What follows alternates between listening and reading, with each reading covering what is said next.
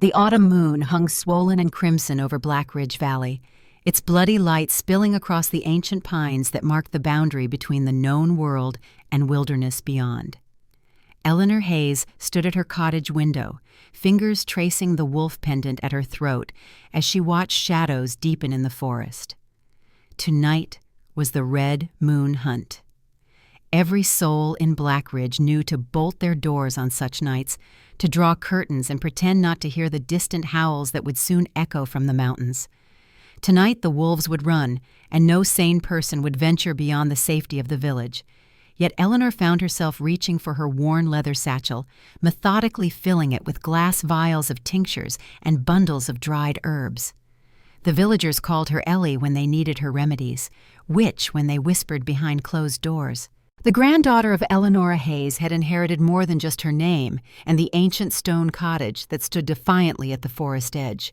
She had inherited knowledge of plants that could heal or harm, and secrets whispered only on deathbeds.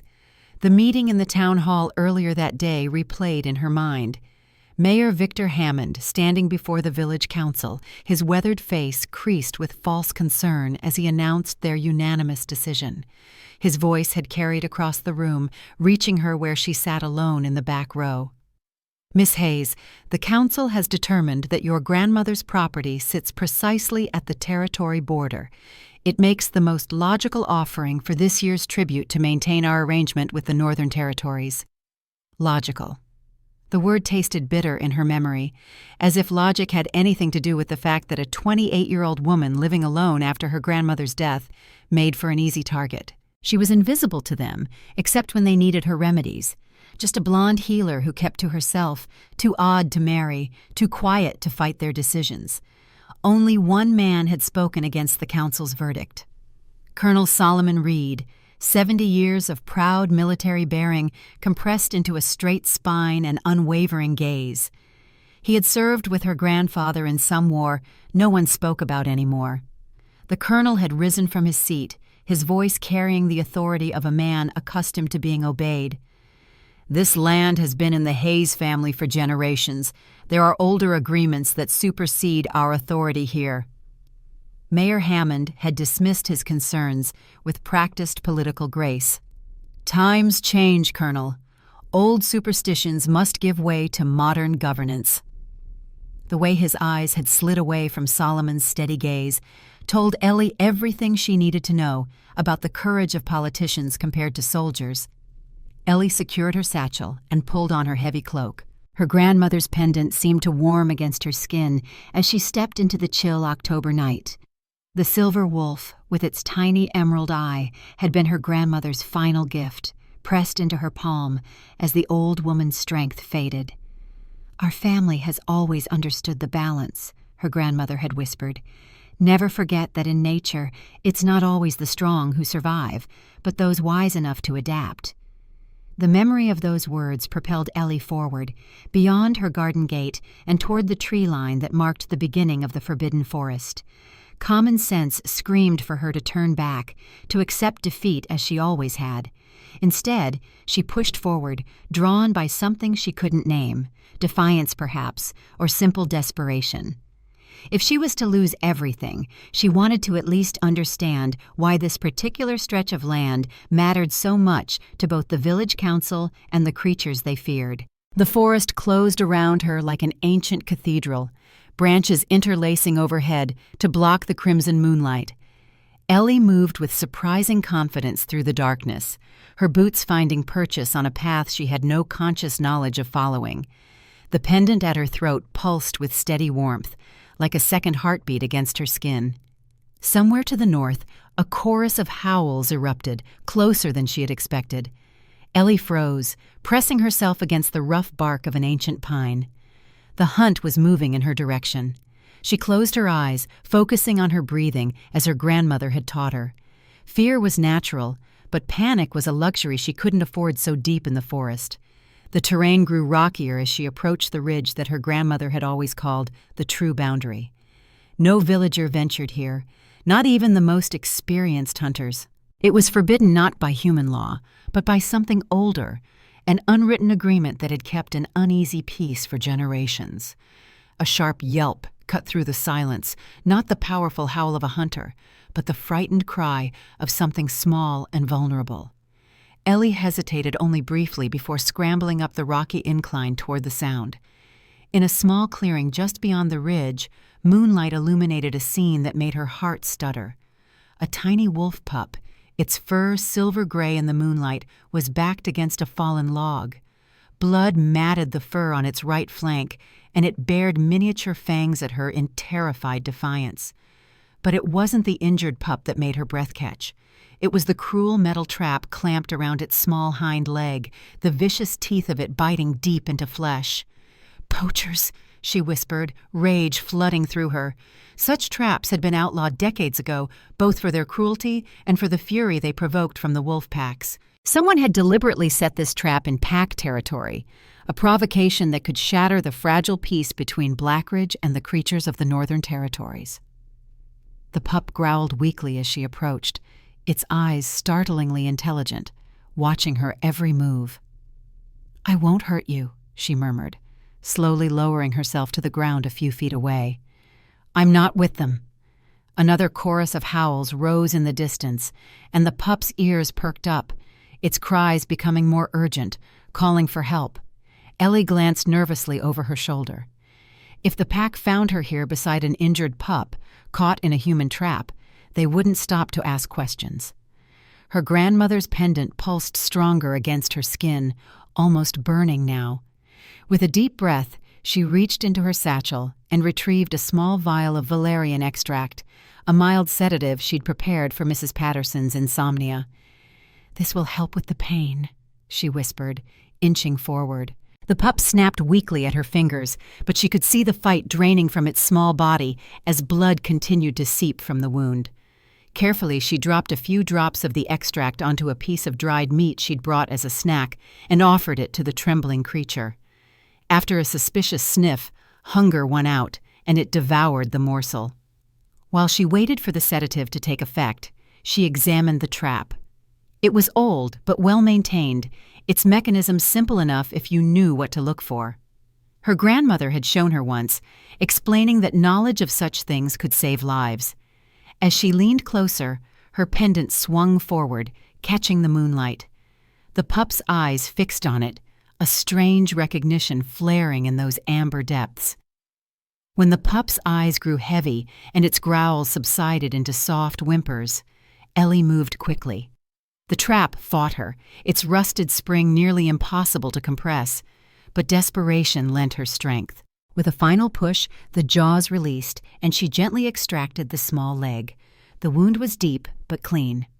Working swiftly, she cleaned it with water from her flask, applied a poultice of yarrow and comfrey, and wrapped it in a strip torn from her petticoat.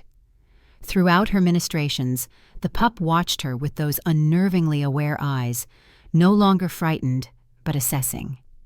"You should be able to walk on this in a few days," she told the pup, feeling slightly foolish for speaking to it as though it could understand. "But you need to rest now." A bone-chilling howl cut through the night, so close it seemed to vibrate the very air around them. This was no distant call. This was a battle cry. The pup's ears pricked up, and despite its injury, it attempted to stand. A low, mournful whine escaped its throat, a sound so filled with longing it made her chest ache. "Is that your family?" she whispered, gathering her supplies with trembling hands. "They're coming for you. I need to go." But as she turned to flee, the pup caught the edge of her skirt between its teeth, tugging weakly. When she looked down, those intelligent eyes locked with hers, and for a moment something passed between them, an understanding that transcended the boundaries of species. With a muttered curse at her own foolishness, she scooped the pup into her arms. "Fine, but if they tear me apart for touching you, I'll be very disappointed." The pup nuzzled into her neck, its small body shivering against hers as she picked her way back down the ridge. The howls were converging now, the hunt clearly tracking the missing member of their pack. Ellie needed to put as much distance between them as possible. As she ran through the forest, the pup clutched to her chest. Her foot caught on something half buried in the earth beside the trap. She stumbled, nearly falling, and looked down to see what had snagged her boot. A metal plate was partially exposed in the disturbed soil, its surface etched with a symbol that sent ice through her veins. A crossed arrow and dagger over a full moon, the infamous emblem of the Wardens, hunters who had allegedly disbanded generations ago after the Great Peace. Below the emblem, a name was inscribed, Blackwood. Her breath caught. Everyone in Blackridge knew the name Blackwood. It belonged to the Alpha of the Northern Territories, the Wolf King whose pack they appeased with annual tributes. But why would a warden trap bear the name of the Alpha? Unless... She had no time to consider the implications. The howls were too close now. Clutching the pup tighter, she ran. Her cottage appeared through the trees, a small sanctuary with its stone walls and thatched roof. Inside, she gently placed the pup on her bed, checking that the bandage had held during their flight. "You can stay until morning," she told it firmly, though the way it curled immediately into her pillow suggested it had already made itself at home. "Then we'll figure out how to get you back to your pack without getting me killed." As she stoked the fire and prepared a small bowl of water for the pup, a strange calm settled over her. She should have been terrified. She had interfered in pack business, taken a wolf pup, and discovered evidence that the infamous Wardens might be operating again in Blackridge territory. By all rights, she should be preparing for retribution, not sitting beside her hearth watching an injured wolf pup that gazed at her with those eerily knowing eyes. Yet the pendant at her throat remained warm, almost comforting. Our family has always understood the balance. Perhaps this was what her grandmother had meant, finding courage in the small acts of compassion that maintained the harmony between worlds. The pup had fallen into an exhausted sleep, its small chest rising and falling in a steady rhythm. In the flickering firelight, Ellie could see markings on its neck that she hadn't noticed before, a small crescent moon shape, silver against the darker fur, some kind of pack marking perhaps. A memory surfaced, her grandmother sitting by this same hearth, fingers tracing a similar crescent in an old leather-bound book. "The royal line bears the mark of the moon," she had said, though Ellie had been too young then to ask what she meant. The implications now made her pulse quicken. If the markings meant what she suspected, this wasn't just any wolf pup. This was a member of the ruling family. She fell asleep in her chair by the fire, one hand resting on the pup's soft fur. Her dreams were vivid and strange, running through moonlit forests on four legs, the earth rich with scents she couldn't name.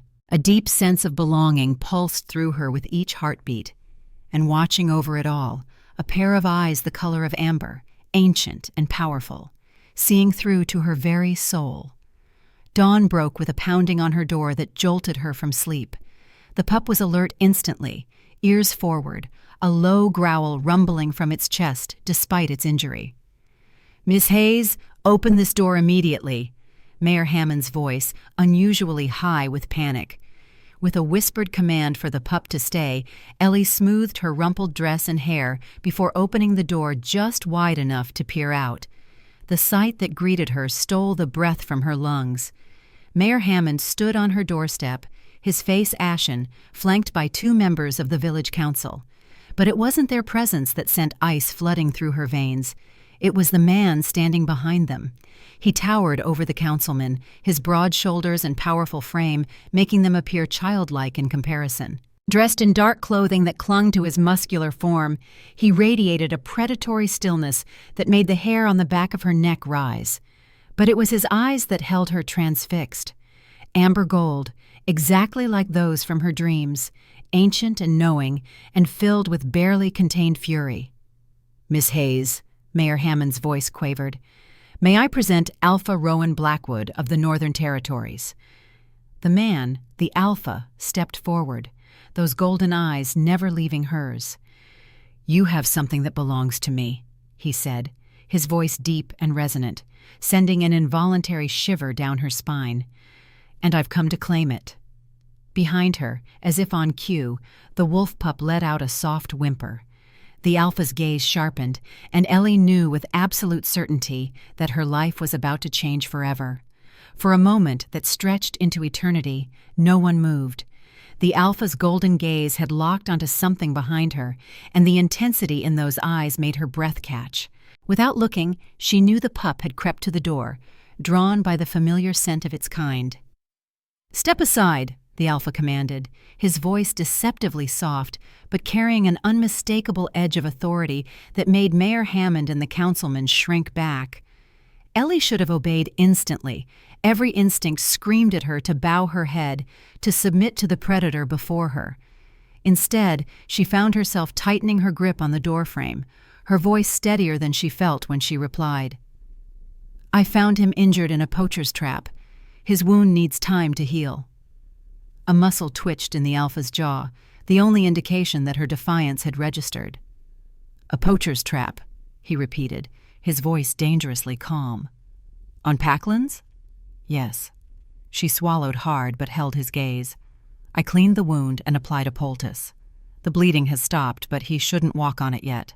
The Alpha's nostrils flared slightly, and she realized with a jolt that he was scenting the air, catching the herbal aroma of her medicines, the metallic tang of the pup's blood, and beneath it all, her own fear-laced scent. "You're the herb woman," he stated rather than asked. "The one they call witch behind closed doors." Heat rushed to her cheeks, so even the creatures of the forest knew of her village's whispers. "I'm a healer," she corrected, lifting her chin, "as was my grandmother before me." Something shifted in his expression, a flicker of recognition perhaps, or simple curiosity. Before he could respond, the pup pushed past Ellie's skirts and limped forward, its bandaged leg held carefully above the ground. A soft whine escaped its throat as it approached the Alpha, its small tail wagging hesitantly. The transformation in the Alpha was immediate and startling. The hardness in his face softened as he crouched down, one large hand extended toward the pup. "Talon," he murmured, the name flowing from his lips like a prayer of thanksgiving. The pup, Talon, pressed his small head against the Alpha's palm, a series of yips and whines emerging in what seemed like an explanation. The Alpha listened intently, his expression growing darker with each moment, until he finally straightened, the pup gathered carefully in his arms. "The council will return to the village," he commanded, not bothering to look at the trembling men behind him. "I have matters to discuss with Miss Hayes. Alone." Mayor Hammond opened his mouth as if to protest, then thought better of it. With a quick, jerky bow, he motioned for the councilmen to follow him. They retreated down the path with undisguised relief, throwing nervous glances over their shoulders until they disappeared among the trees. And then Ellie was alone with the Alpha King of the Northern Territories, the most feared predator in their region, standing on her doorstep with an injured pup in his arms and thunder in his eyes. "May I come in?" he asked, his formal tone somehow more unnerving than outright demands would have been. She stepped back wordlessly, allowing him to enter her small cottage. The space seemed to shrink around his powerful presence, the ceiling suddenly too low, the walls too close. He moved with predatory grace to the chair she had slept in, settling the pup on the hearthrug before it. "You removed a trap from Packlands," he stated, those amber eyes assessing her as she hovered uncertainly by her kitchen table. "You tended a royal wolf pup's wounds. You brought him to your home." Each statement felt like a judgment, measured and precise. "Do you understand what you've done?" "I helped an injured creature," she said, swallowing hard. "I didn't know he was royal." The Alpha's lips curved in what might have been amusement or derision. "Talon is my brother's son, the next Alpha after me, should I fail to produce an heir." The implications of his words crashed over her in waves. She hadn't just interfered with pack business. She had handled the wolf equivalent of a crown prince. "The trap," the Alpha continued, his voice hardening. "Tell me exactly where you found it." She described the location as precisely as she could, watching as his expression grew increasingly thunderous. When she mentioned the ridge that bordered their territories, he rose to his feet in a single fluid motion that sent her stumbling backward. "That land is meant to be neutral ground," he growled, pacing the small confines of her cottage like a caged beast, protected by ancient agreements. "Not anymore," she said before she could stop herself.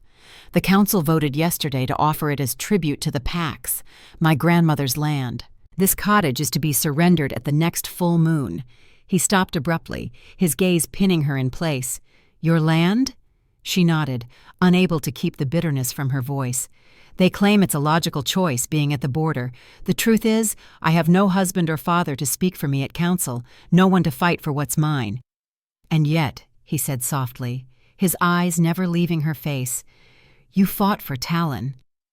Something passed between them then, an unspoken recognition that made the air feel suddenly charged. The pup whined softly from his place by the hearth, breaking the tension. The alpha moved to kneel beside him, examining the bandage on his leg with surprising gentleness. "Your work?" he asked, glancing up at her. She nodded, drawn forward despite herself. "Yarrow for the bleeding, comfrey to speed healing. The valerian was just to ease his pain while I worked." "Impressive," he murmured, and the simple word sent an unexpected warmth through her chest. How long had it been since anyone had appreciated her skills rather than merely tolerating them? "He needs to rest," she said, kneeling opposite the alpha. "The wound was deep. Walking too soon could reopen it." Talon licked her hand as if in agreement, then turned his intelligent gaze to the alpha. Another series of soft whines and yips emerging. "He says you saved him," the alpha translated, his voice oddly gentle, "that you spoke to him with respect and carried him through the darkness when he couldn't walk." She blushed, unsure how to respond to the fact that the alpha could apparently communicate with the pup in some way she couldn't comprehend. Anyone would have done the same. "No," the alpha said firmly. "They wouldn't. Most humans would have left him to die, or worse, finished what the trap began." His amber eyes studied her with renewed interest. "You're not like most humans, are you, Hayes?" "Eleanor," she corrected automatically. "My name is Eleanor, Ellie to my friends," though she had precious few of those in Blackridge. "Eleanor," he repeated, the name sounding different in his deep voice, almost lyrical. "It means bright light in the old tongue." Before she could respond, a howl rose from the forest, answered immediately by another. The alpha's head turned toward the sound, his entire body tensing. "My guards," he explained, rising to his feet. "They're reporting movement near the ridge where you found the trap." Fresh fear crawled up her spine. "Poachers?" His expression darkened. "Perhaps, or something worse." The pendant at her throat suddenly grew cold, a stark contrast to its earlier warmth. Without thinking, her hand moved to clasp it. The alpha's gaze followed the motion, fixing on the silver wolf with its emerald eye. Something like shock flashed across his face, quickly masked. "Where did you get that?" he asked, his voice so low it was almost a growl. "My grandmother," she replied, confused by his sudden intensity. "It was her final gift to me." He stepped closer, too close, the heat of his body radiating through the space between them. "May I?" His hand hovered near the pendant, not quite touching. She nodded, unable to form words with him standing so near. His fingers brushed against the silver wolf, a touch so light it might have been imagined, yet it sent a current of awareness through her entire body. The pendant flared with sudden heat, and the alpha snatched his hand back as if burned. His eyes, when they met hers, were filled with a complex mixture of emotions she couldn't begin to decipher. "You don't know what you possess," he said finally. "What your grandmother has passed to you." Another howl cut through their exchange, more urgent than the last. The alpha lifted Talon carefully, cradling the pup against his chest. "I must return to my people," he said, his voice regaining its authoritative edge. "The matter of your land and the council's decision is not finished, Eleanor Hayes. I will return tomorrow." With that cryptic promise, he strode to her door, pausing only briefly to look back at her. The morning light caught his profile, illuminating the sharp angles of his face and turning his eyes to liquid gold.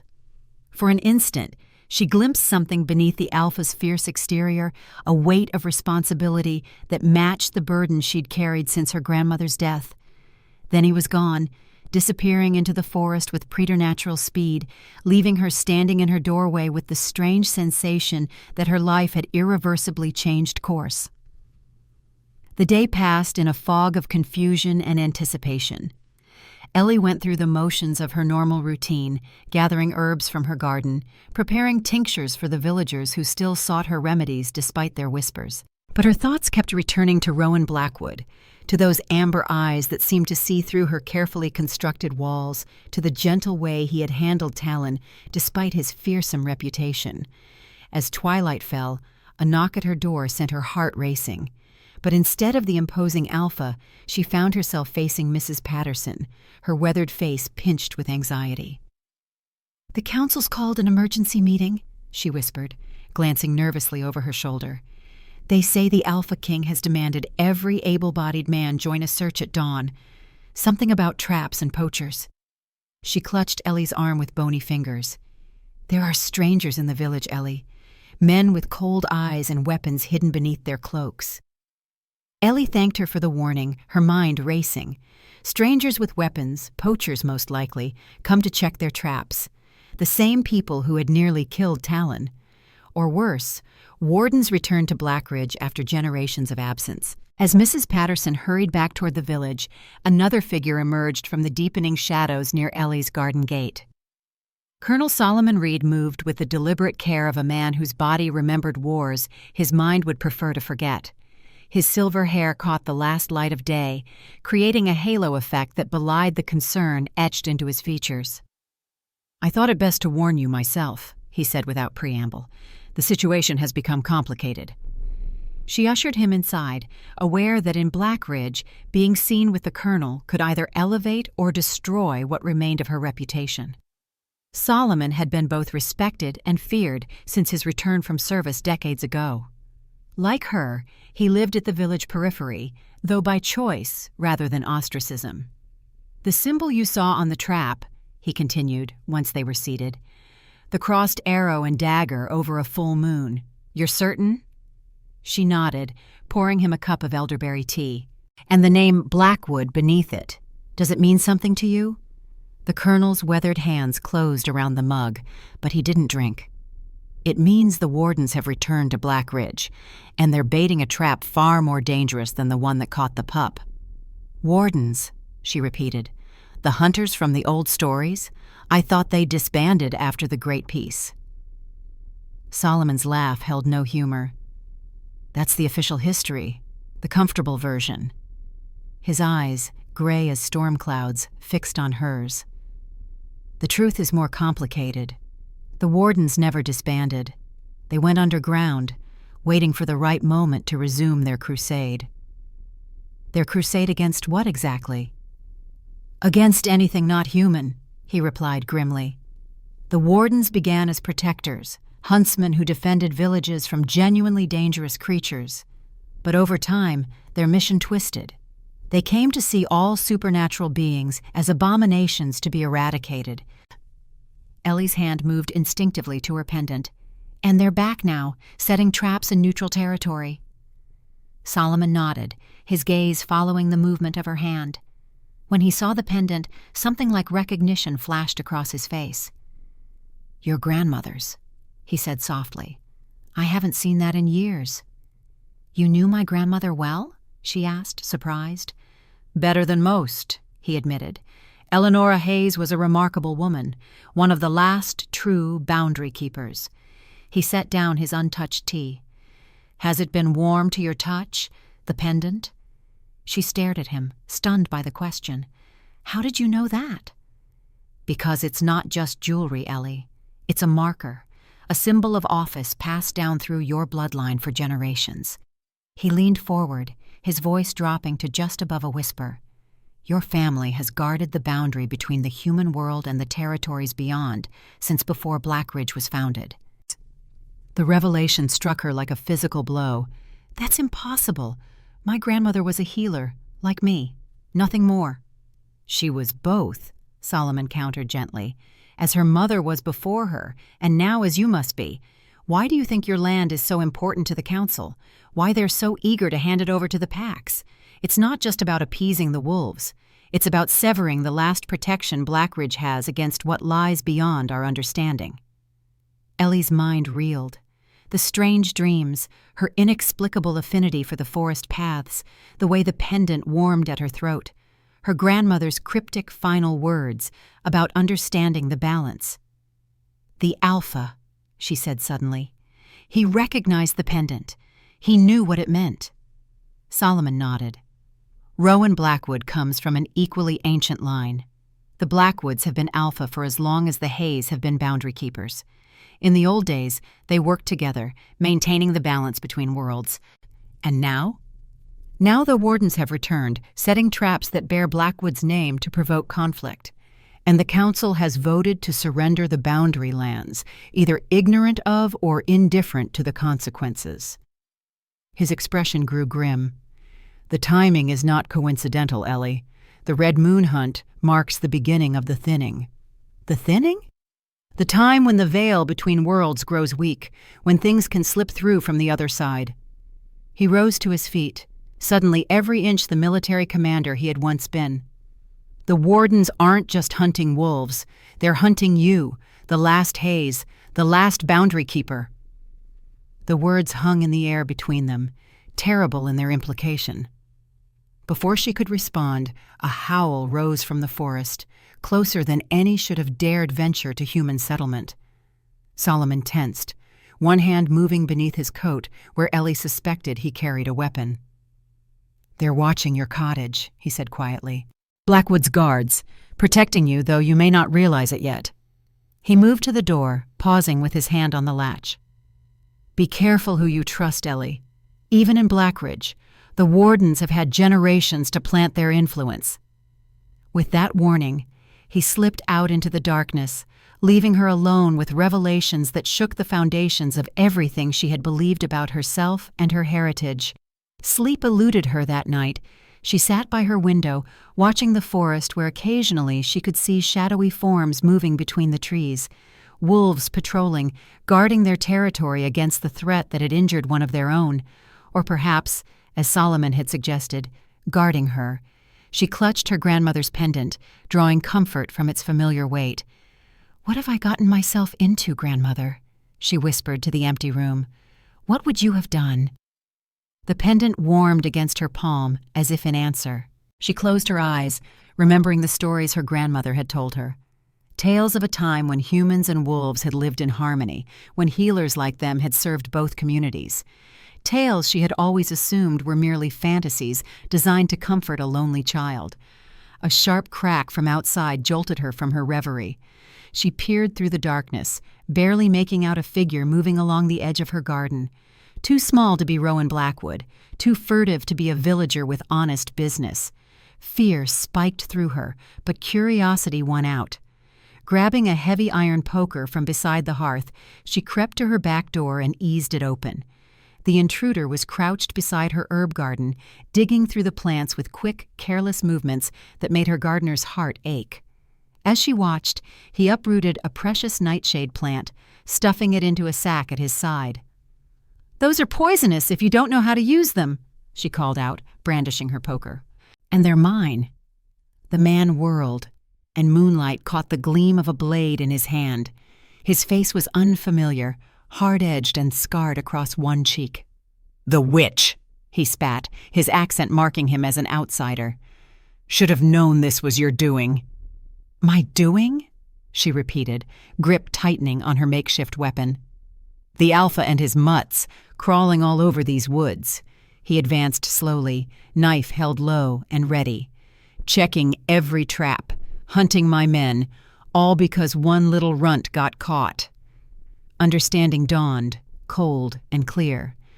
"You're the poacher, the one who set the trap that caught Talon." His eyes narrowed at the name. "So you know the beast. Figures. They say the old witch who lived here ran with wolves. Looks like her blood runs true." He lunged suddenly, the blade slicing air where she had stood a moment before. She swung the poker wildly, catching his shoulder hard enough to make him curse. But he was stronger, faster, and the next moment the poker was wrenched from her grip, clattering uselessly into the darkness. She backed away, heart hammering against her ribs. "The Alpha knows about the traps," she said, playing for time. "He's coming back tomorrow." The poacher's lip curled into a sneer. "Tomorrow will be too late for you, witch. And when they find your body, they'll blame the wolves. The truce will break, and hunting season will open on those precious packs." He raised the knife, and she braced herself to run, to fight, to do whatever she could to survive. But before either of them could move, a low, menacing growl cut through the night air. The poacher froze, his face draining of color, as his gaze fixed on something behind her. "Impossible," he whispered. "They never come this close to human dwellings." Slowly, she turned her head. Standing at the edge of the garden, his massive form, silver-limbed in the moonlight, was the largest wolf she had ever seen. Amber eyes glowed in the darkness, fixed with lethal intent on the poacher. Rowan Blackwood had returned after all. Time seemed to suspend itself as Rowan's massive wolf form stood motionless, his amber gaze fixed on the poacher with deadly focus. In the moonlight, his fur gleamed silver and black, rippling over muscles coiled and ready to spring. His size was staggering, at least twice that of a normal wolf, his shoulders reaching nearly to her waist. The poacher's knife trembled in his grip. "Black Alpha," he whispered, the terror in his voice palpable. "They said the stories were just myths." She remained perfectly still, caught between predator and prey, the night air electric with tension. When Rowan took a single step forward, a rumbling growl vibrating from deep in his chest, the poacher broke. He turned and fled, crashing through the underbrush with the desperate panic of hunted game. Rowan's muscles bunched, preparing to give chase, but a soft cry escaped her lips before she could stop it. His head swiveled toward her, those intelligent amber eyes assessing her with unsettling awareness. For a breathless moment, she wondered if he would see her as prey as well, if the beast before her retained any of the man she had spoken with that morning. Slowly, carefully, she sank to her knees in the damp earth, making herself smaller. "Thank you," she whispered, the words emerging shaky and thin. The great wolf approached with fluid grace, each step deliberate. Her heart hammered against her ribs, instinct warring with something deeper as he came close enough that she could feel the heat radiating from his massive body. He lowered his head, and she closed her eyes, unsure what to expect. A warm, rough tongue licked her cheek, startling her eyes open. Rowan's wolf face was inches from hers, those amber eyes now holding a gentleness that seemed impossible in such a fearsome creature. She reached out a trembling hand, hesitating just before touching his fur. "May I?" she asked softly. He nudged his head against her palm in clear permission. The fur beneath her fingers was thick and surprisingly soft, warming her chilled skin. Something inside her settled at the contact, a sense of rightness that she couldn't explain. "He would have killed me," she said quietly, her fingers still buried in his fur, "to start a war between humans and wolves." Rowan's growl was softer this time, but no less emphatic. He pulled back, regarding her intently before stepping away. With one last meaningful look, he melted into the shadows of the forest, leaving her alone in her trampled garden with the poacher's discarded sack of stolen herbs. She didn't expect to sleep after such an encounter, but exhaustion claimed her shortly after she barred her doors and collapsed into bed. Her dreams were vivid and strange, running through moonlit forests alongside a massive black wolf, feeling his joy in the hunt, his fierce protectiveness as they patrolled invisible boundaries. She woke at dawn with the phantom sensation of fur beneath her fingers and a hollow ache in her chest that she couldn't name. The morning brought a flurry of activity to her normally quiet cottage. First came Mrs. Patterson, eyes wide with gossip to share.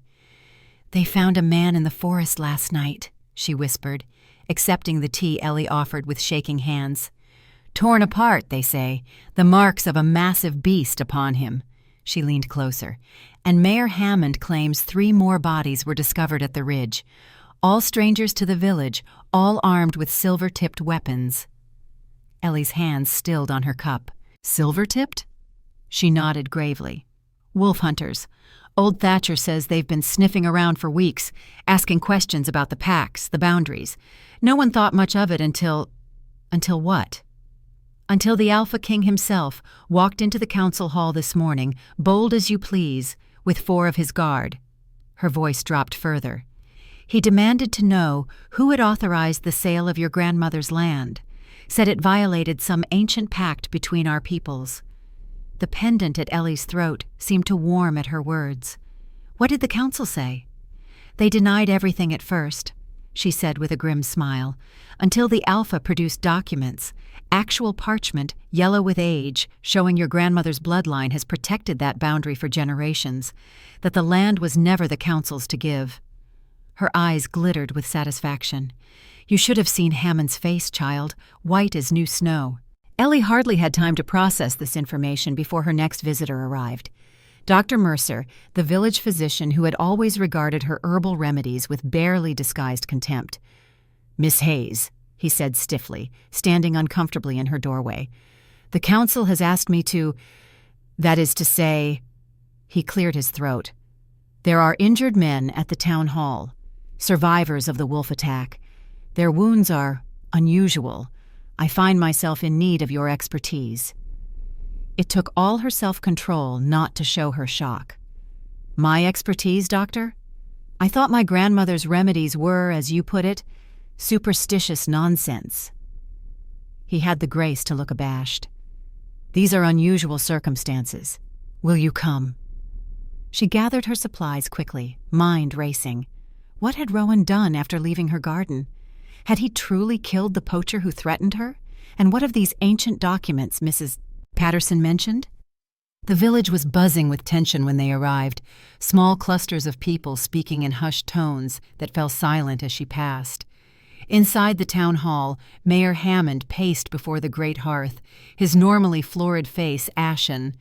He barely acknowledged her presence as Dr. Mercer led her to a side room where 3 men lay on makeshift pallets. Their injuries were indeed unusual. Deep lacerations that should have been bleeding freely were instead blackened around the edges as though burned. The men themselves were conscious but glassy-eyed, their skin clammy and gray. Poison, she murmured, examining the wounds more closely, but not one I recognize. Can you help them? Dr. Mercer asked, professional dignity temporarily set aside in his concern. She hesitated. I can try, but I need to understand what caused this first. Wolf bites, one of the injured men rasped, his accent matching the poacher from her garden. But not natural wolves, monsters, demons. Silence, Mayor Hammond snapped, appearing in the doorway. You'll speak of this to no one, do you understand? Miss Hayes is here to treat you, nothing more. What are they poisoned with? She asked directly, holding the mayor's gaze until he looked away. We don't know, Dr. Mercer admitted. They were found near traps containing some substance, a paste smeared on the metal teeth. The Alpha's men believe it was meant for them. Her blood ran cold. Not simple poachers then, but hunters with specific knowledge of how to harm werewolves. Hunters who had deliberately set poison traps on packlands, one of which had nearly killed Rowan's nephew. I need samples of the poison, she said, already mentally cataloging antidotes, and access to my grandmother's old journals. They're in a chest in my attic. Mayor Hammond shook his head. There's no time for that. The Alpha is returning at midday with his royal guard. Then find someone to fetch my journals, she cut in, surprised by her own boldness. Unless you'd prefer to explain 3 more deaths to the Alpha King. He glared but complied, dispatching a young boy to her cottage with specific instructions about the chest in her attic. She worked through the morning, applying poultices to draw out the poison and administering teas to combat the fever that gripped the men. When her grandmother's journals arrived, she pored over them frantically, searching for any mention of poison specific to werewolves. It was in the oldest journal, its pages brittle and its script faded, that she found what she needed. A detailed account of a similar poisoning nearly 80 years earlier, complete with formulations for an antidote. The ingredients were common enough: valerian root, wild garlic, mistletoe berries, and surprisingly, the blood of a pack wolf freely given. She had everything but the last ingredient, and the sun was climbing toward midday. As if summoned by her thoughts, a commotion arose outside the town hall. Through the small window, she could see people scattering, making way for a procession unlike any she had ever witnessed. Rowan led them, once again in human form, dressed in regal black leather that emphasized the powerful lines of his body. Behind him walked 4 massive men, his guard, she presumed, each carrying themselves with the same predatory grace. Riding in Rowan's arms, his bandaged leg clearly visible, was Talon in his pup form. Her heart leapt at the sight of them both, a reaction so unexpected and powerful that she pressed a hand to her chest as if to contain it. Mayor Hammond hurried outside to meet them, his usual pompous demeanor replaced by obsequious bowing. Through the window, she watched as Rowan ignored him completely, his amber gaze scanning the assembled villagers until it found her.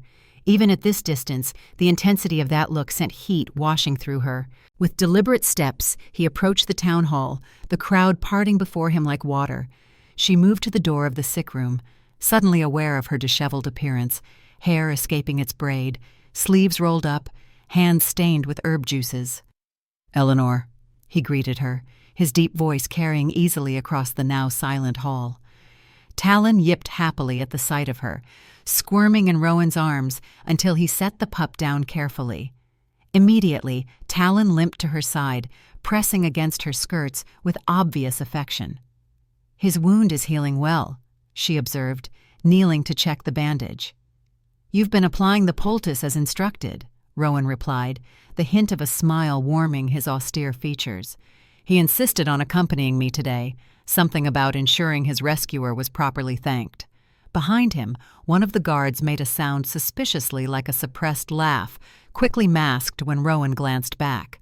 "I believe you were about to show me these trespassers," Rowan said, returning his attention to the mayor, who had been hovering anxiously nearby. "Yes, of course, Your Majesty," Hammond stammered, gesturing toward the sick room. "But I should warn you, their condition is precarious." Rowan's expression darkened as he took in the 3 poisoned men.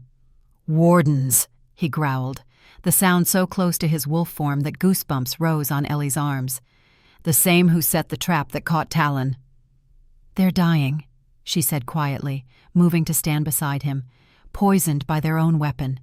I found an antidote in my grandmother's journals, but it requires—" She hesitated, uncertain how to make such a request. "Requires what?" Rowan prompted, his gaze intent. "Blood of a pack wolf freely given," she admitted. "Without it, the antidote won't work." The guards behind Rowan growled low in their throats, clearly opposed to the very idea. Rowan himself went still, his amber eyes never leaving her face. "You would save these men?" he asked, his voice carefully neutral. "Men who tried to kill Talon? Who would have killed you?" "I'm a healer," she replied simply.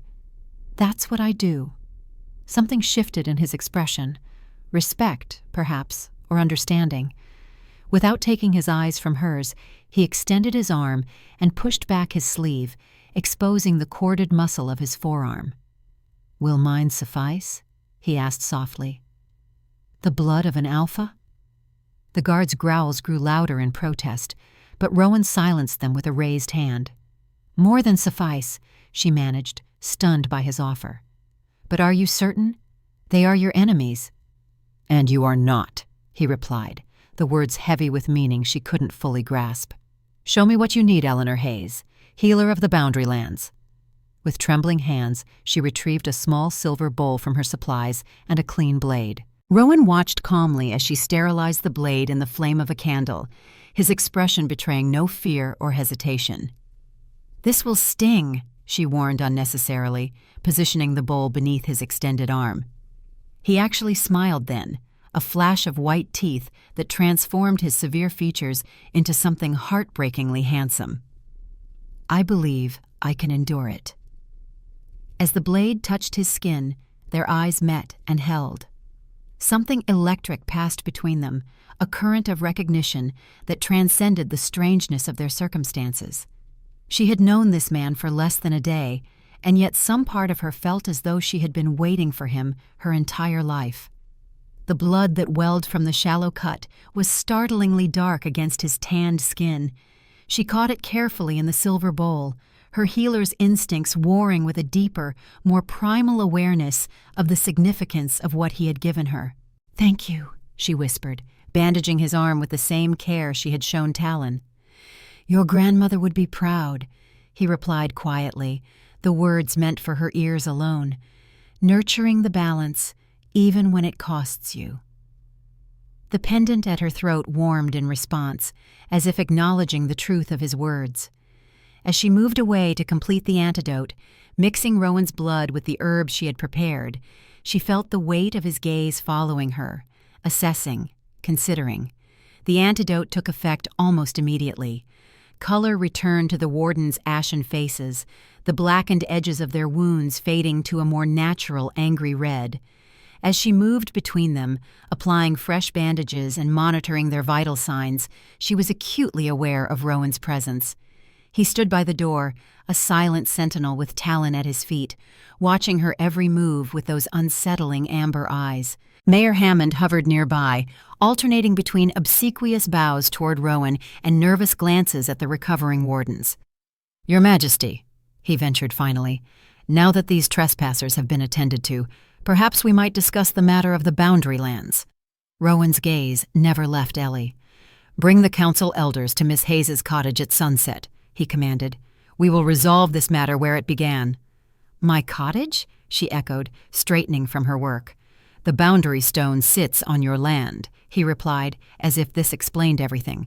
"It is where such matters have always been decided." Before she could question him further, one of the wardens stirred, his eyes focusing on Rowan with hatred so visceral it made her step back. "Abomination," he spat, his voice weak but venomous. "Your kind were meant to be purged generations ago." Rowan regarded him with cold disdain. "And yet here we stand while you lie helpless, owing your life to the very creatures you hunt, only because the witch interfered." The warden snarled, his gaze shifting to Ellie with equal contempt. "Wolf sympathizer, blood traitor." In an instant, Rowan crossed the room, moving with that uncanny speed she had glimpsed in his wolf form. He seized the warden by his throat, lifting him effortlessly from the pallet until his feet dangled above the floor. "Her name," Rowan growled, his voice rumbling with barely contained rage, "is Eleanor Hayes. She is under my protection. Speak of her with disrespect again, and your wounds will be the least of your concerns." The room had gone deathly still, even Hammond frozen in place by the display of primal dominance. She should have been terrified. Any sane person would be. Instead, she found herself moving to Rowan's side, placing a gentle hand on his arm. "He's not worth it," she said softly. "And I've spent too much time healing him to have you undo my work." Rowan's amber eyes met hers, the fury in them gradually receding. With a dismissive gesture, he released the warden, who collapsed back onto the pallet, gasping. "You have until dawn to remove yourselves from these territories." Rowan addressed all three wardens, his voice cold and final. "If any of my patrols find you after first light, there will be no mercy." With that, he turned to her, his expression softening almost imperceptibly. "Are you ready to return home? There is much to prepare before the council arrives." The question contained layers of meaning that sent a flutter through her stomach, as if he had some claim to her cottage, as if it were the most natural thing in the world for him to escort her there. She nodded, suddenly eager to be away from the prying eyes and whispers of the village. Outside, the sunlight revealed what the dim interior of the town hall had hidden, a dark smear of dried blood at Rowan's temple, disappearing into his hairline. "You're injured," she exclaimed, reaching up without thinking to touch the wound. He caught her wrist before her fingers made contact, his grip gentle but unyielding. "It's nothing. A reminder to be more cautious when dealing with hunters who carry silver blades." The implication sent ice through her veins. "The man in my garden last night. You tracked him?" "He threatened what's mine," Rowan replied simply, releasing her wrist. The words hung in the air between them, laden with meaning she wasn't sure she was ready to examine. The walk back to her cottage passed in charged silence, broken only by Talon's occasional yips as he explored the path ahead of them, his limp already less pronounced. Villagers peered from windows and doorways as they passed, their expressions ranging from fear to fascination. Once they left the village boundaries and entered the forest path that led to her home, she found her voice again. "They fear you." "As they should," he replied without remorse. "Fear keeps the peace." "Is that what you want?" she asked, glancing at his profile. "Just peace?" Something like surprise flickered across his face. "What else would I want, Hayes?" The way he said her name, as if tasting it, sent a shiver down her spine that had nothing to do with fear. Understanding, perhaps. Recognition. The freedom to exist without hiding. He stopped walking, turning to face her fully. The dappled forest light played across his features, softening the hard angles of his face. "Those are human desires," he said quietly. "We are not human." "Aren't you?" she challenged, emboldened by the privacy of the forest. "You walk on two legs when it suits you. You speak our language, enforce contracts, demand respect from our leaders."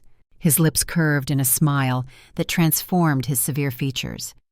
"Perceptive little healer," he murmured. "You see too much." "I see you," she replied simply, the words emerging before she could consider their weight. The smile faded from his face, replaced by an intensity that stole her breath. For a moment, she thought he might reach for her, might close the careful distance he had maintained between them. Instead, he turned away, continuing down the path with measured strides. "Your grandmother," he said, after several silent minutes. "She taught you well, not just about herbs and healing, but about my kind." She thought of the stories her grandmother had told her, the lessons hidden in bedtime tales. She said there was a time when humans and wolves worked together, when healers served both communities. Rowan nodded, his expression distant, as if looking into the past. "The Hayes women have guarded the boundary for generations, not just the physical land, but the boundary between our worlds, keeping the balance, maintaining the old ways when others would forget them." Her hand rose instinctively to her grandmother's pendant. "She never told me that part." "Perhaps she was waiting until you were ready," he suggested, his gaze dropping to the wolf pendant, "or until the right time came." They emerged from the forest path to find her cottage looking strangely different in the midday light, more vibrant somehow, as if awakening from a long slumber. In the garden where the poacher had trampled her herbs, fresh shoots had already broken through the soil, reaching for the sun with improbable vigor. "Life finds a way," Rowan murmured, following her gaze, "especially in boundary places where magics meet and mingle." The casual mention of magic would have seemed absurd yesterday. Today, after all she had witnessed, it felt like simply another truth unveiling itself. Inside her cottage, Rowan moved with the confidence of familiarity, as though he had been there countless times before. Talon trotted ahead of him, already claiming the hearthrug as his territory. The cottage that had always felt spacious enough for Ellie now seemed to shrink around Rowan's commanding presence, the ceiling too low for his towering frame, the rooms too confined for his restless energy. "The council will arrive at sunset," he said, glancing out the window at the position of the sun. "We have a few hours to prepare." His amber gaze settled on her with unnerving intensity. "There are things you need to know, Eleanor, about your land, your bloodline, and what it means for both our peoples." She was about to respond when a new presence made itself known outside, a sharp, authoritative knock at her door. Rowan tensed immediately, his posture shifting subtly into a defensive stance as he positioned himself between her and the entrance. "Father," he said, the single word carrying a complex mixture of respect and wariness. Ellie opened the door to find an imposing figure waiting on her threshold. Where Rowan was all barely contained power and feral grace, the man before her carried his authority with the easy confidence of one long accustomed to command. Silver streaked his dark hair, and lines of experience mapped his face, but his amber eyes, so like Rowan's, remained sharp and assessing. Despite appearing to be in his mid-60s, he stood tall and unbowed, his shoulders squared with the same military bearing she recognized from Colonel Reed. "Lawrence Blackwood," he introduced himself with a slight incline of his head that somehow conveyed both courtesy and absolute authority. "Former Alpha of the Northern Territories, I've come to see my grandson and meet the Hayes woman who saved him." She stepped aside wordlessly, allowing him entry. Lawrence's gaze swept the cottage, taking in details she hadn't realized were significant until she saw them through his eyes. The herbs hanging from the rafters, the ancient books stacked by her bedside, the family portraits on the mantel. His attention lingered on a painting of her grandmother as a young woman, standing proud beside an enormous silver wolf. "Eleonora," he murmured, something like grief flickering across his features. "It's been many years." "You knew my grandmother?" Ellie asked, surprised. A sad smile touched his lips. "I knew her well once, before the division." Rowan's eyes narrowed at his father. "You never mentioned a personal connection to the Hayes line." "There are many things I haven't told you, son." Lawrence's tone carried the weight of secrets kept too long. "Choices made before your time that have shaped all our destinies." He turned back to Ellie. "The trap that caught Talon was no accident. The Wardens have returned to Blackridge, and they've come prepared." "The Wardens," Ellie repeated, the word heavy with newly discovered meaning. "Solomon Reed told me about them. He said they never truly disbanded after the Great Peace." Lawrence's expression hardened. "Colonel Reed would know. He was one of them once." "You know Solomon?" she asked, surprised by this new connection. "We were not always enemies," Lawrence replied enigmatically. "War makes strange bedfellows, and peace sometimes makes stranger adversaries." He moved to the hearth where Talon had curled up, kneeling to examine the pup's bandaged leg with gentle hands.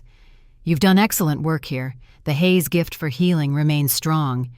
Rowan watched this exchange with narrowed eyes. "The council meeting is at sunset. We need to explain to Eleanor what that means." Lawrence straightened, his joints creaking slightly with age. "Yes, the Hayes woman should know what she's inherited." He fixed Ellie with those penetrating amber eyes. "Your grandmother was more than just a healer, child. She was a guardian, one of the last human bloodlines able to walk between worlds, to understand both human and wolf, to maintain the ancient accords that keep peace between us." The pendant seemed to pulse against her skin. "And now that role falls to me." It wasn't a question, but Lawrence nodded anyway. "If you choose to accept it, the choice must be yours, freely made." "And if I refuse?" Something like pain flickered across Lawrence's face. "Then the boundary weakens further. The Wardens grow bolder. The balance shifts." He hesitated, choosing his next words carefully. "And what began between you and my son ends before it has a chance to grow." Her heart stumbled in her chest. What began between us? The unspoken connection she had felt with Rowan from the moment their eyes met, the recognition that defied rational explanation. A noise from outside interrupted the moment. Lawrence moved to the window with surprising speed for a man his age.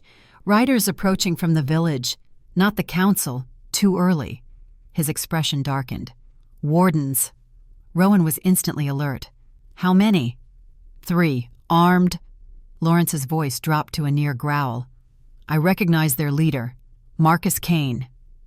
The name meant nothing to Ellie, but the reaction it produced in both Blackwood men told her everything she needed to know.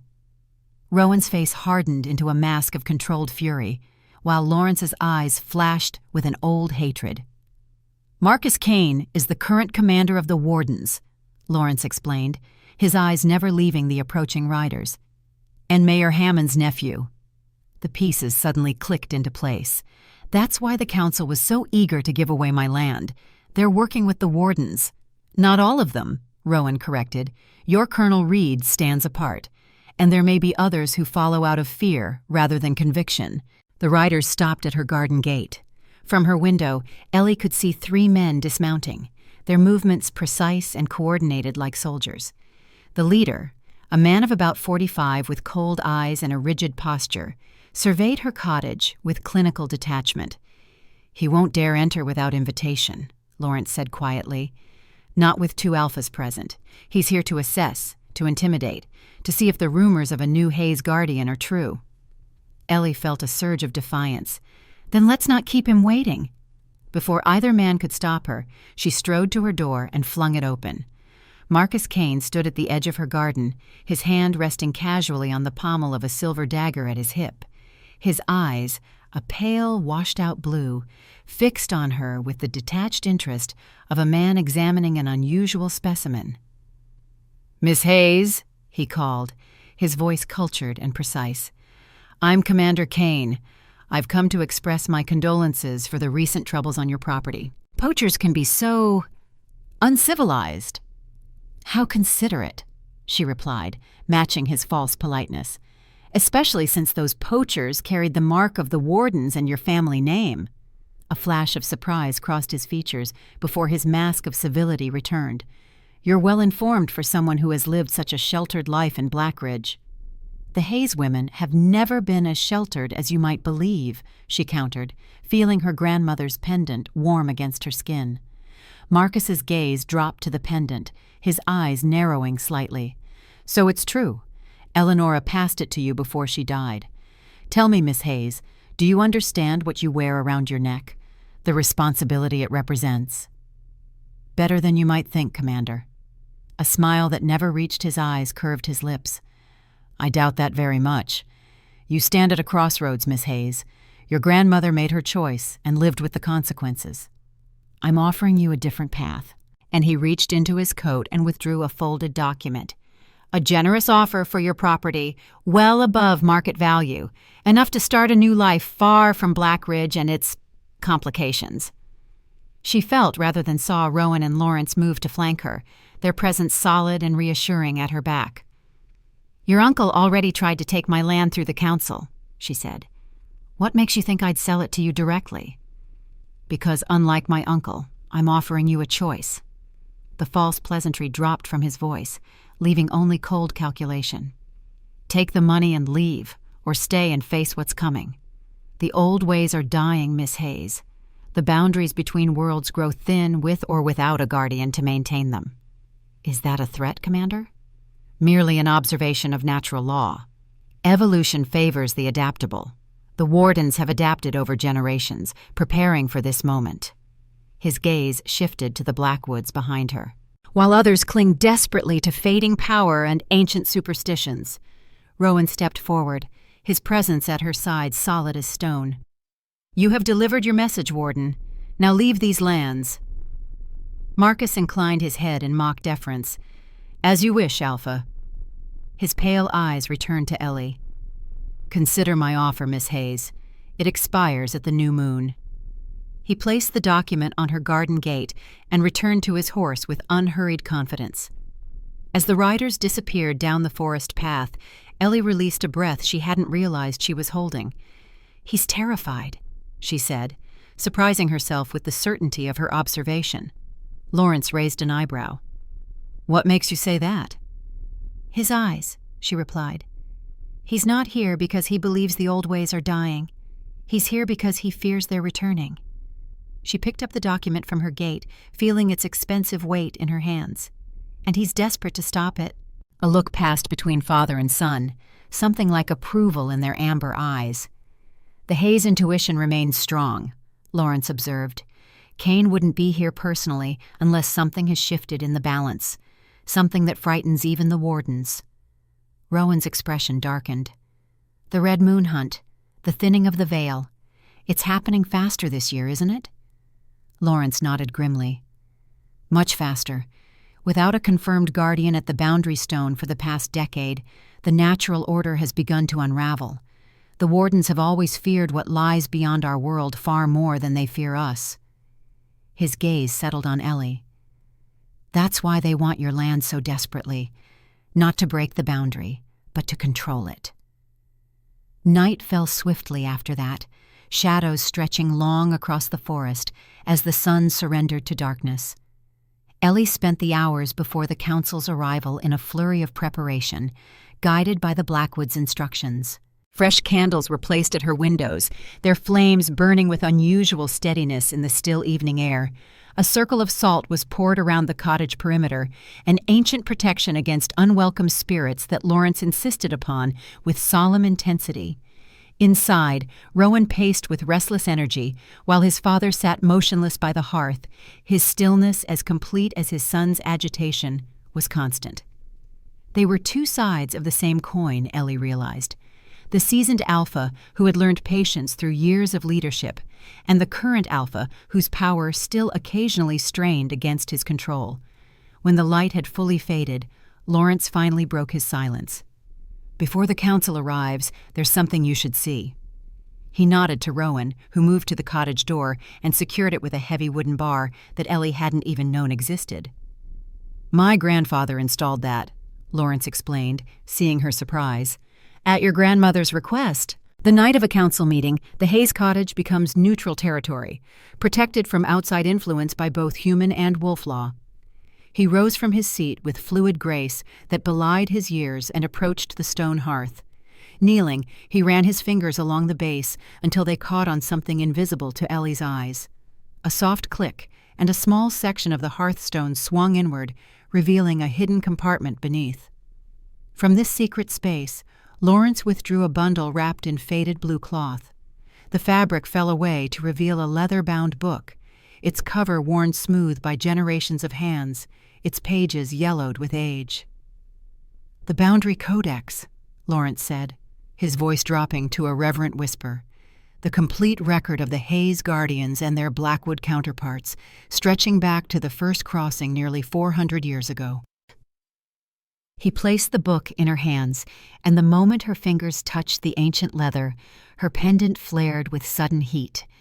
The book seemed to pulse in response, as if something within it had awakened to her touch. "It recognizes you," Rowan said softly. Lawrence nodded.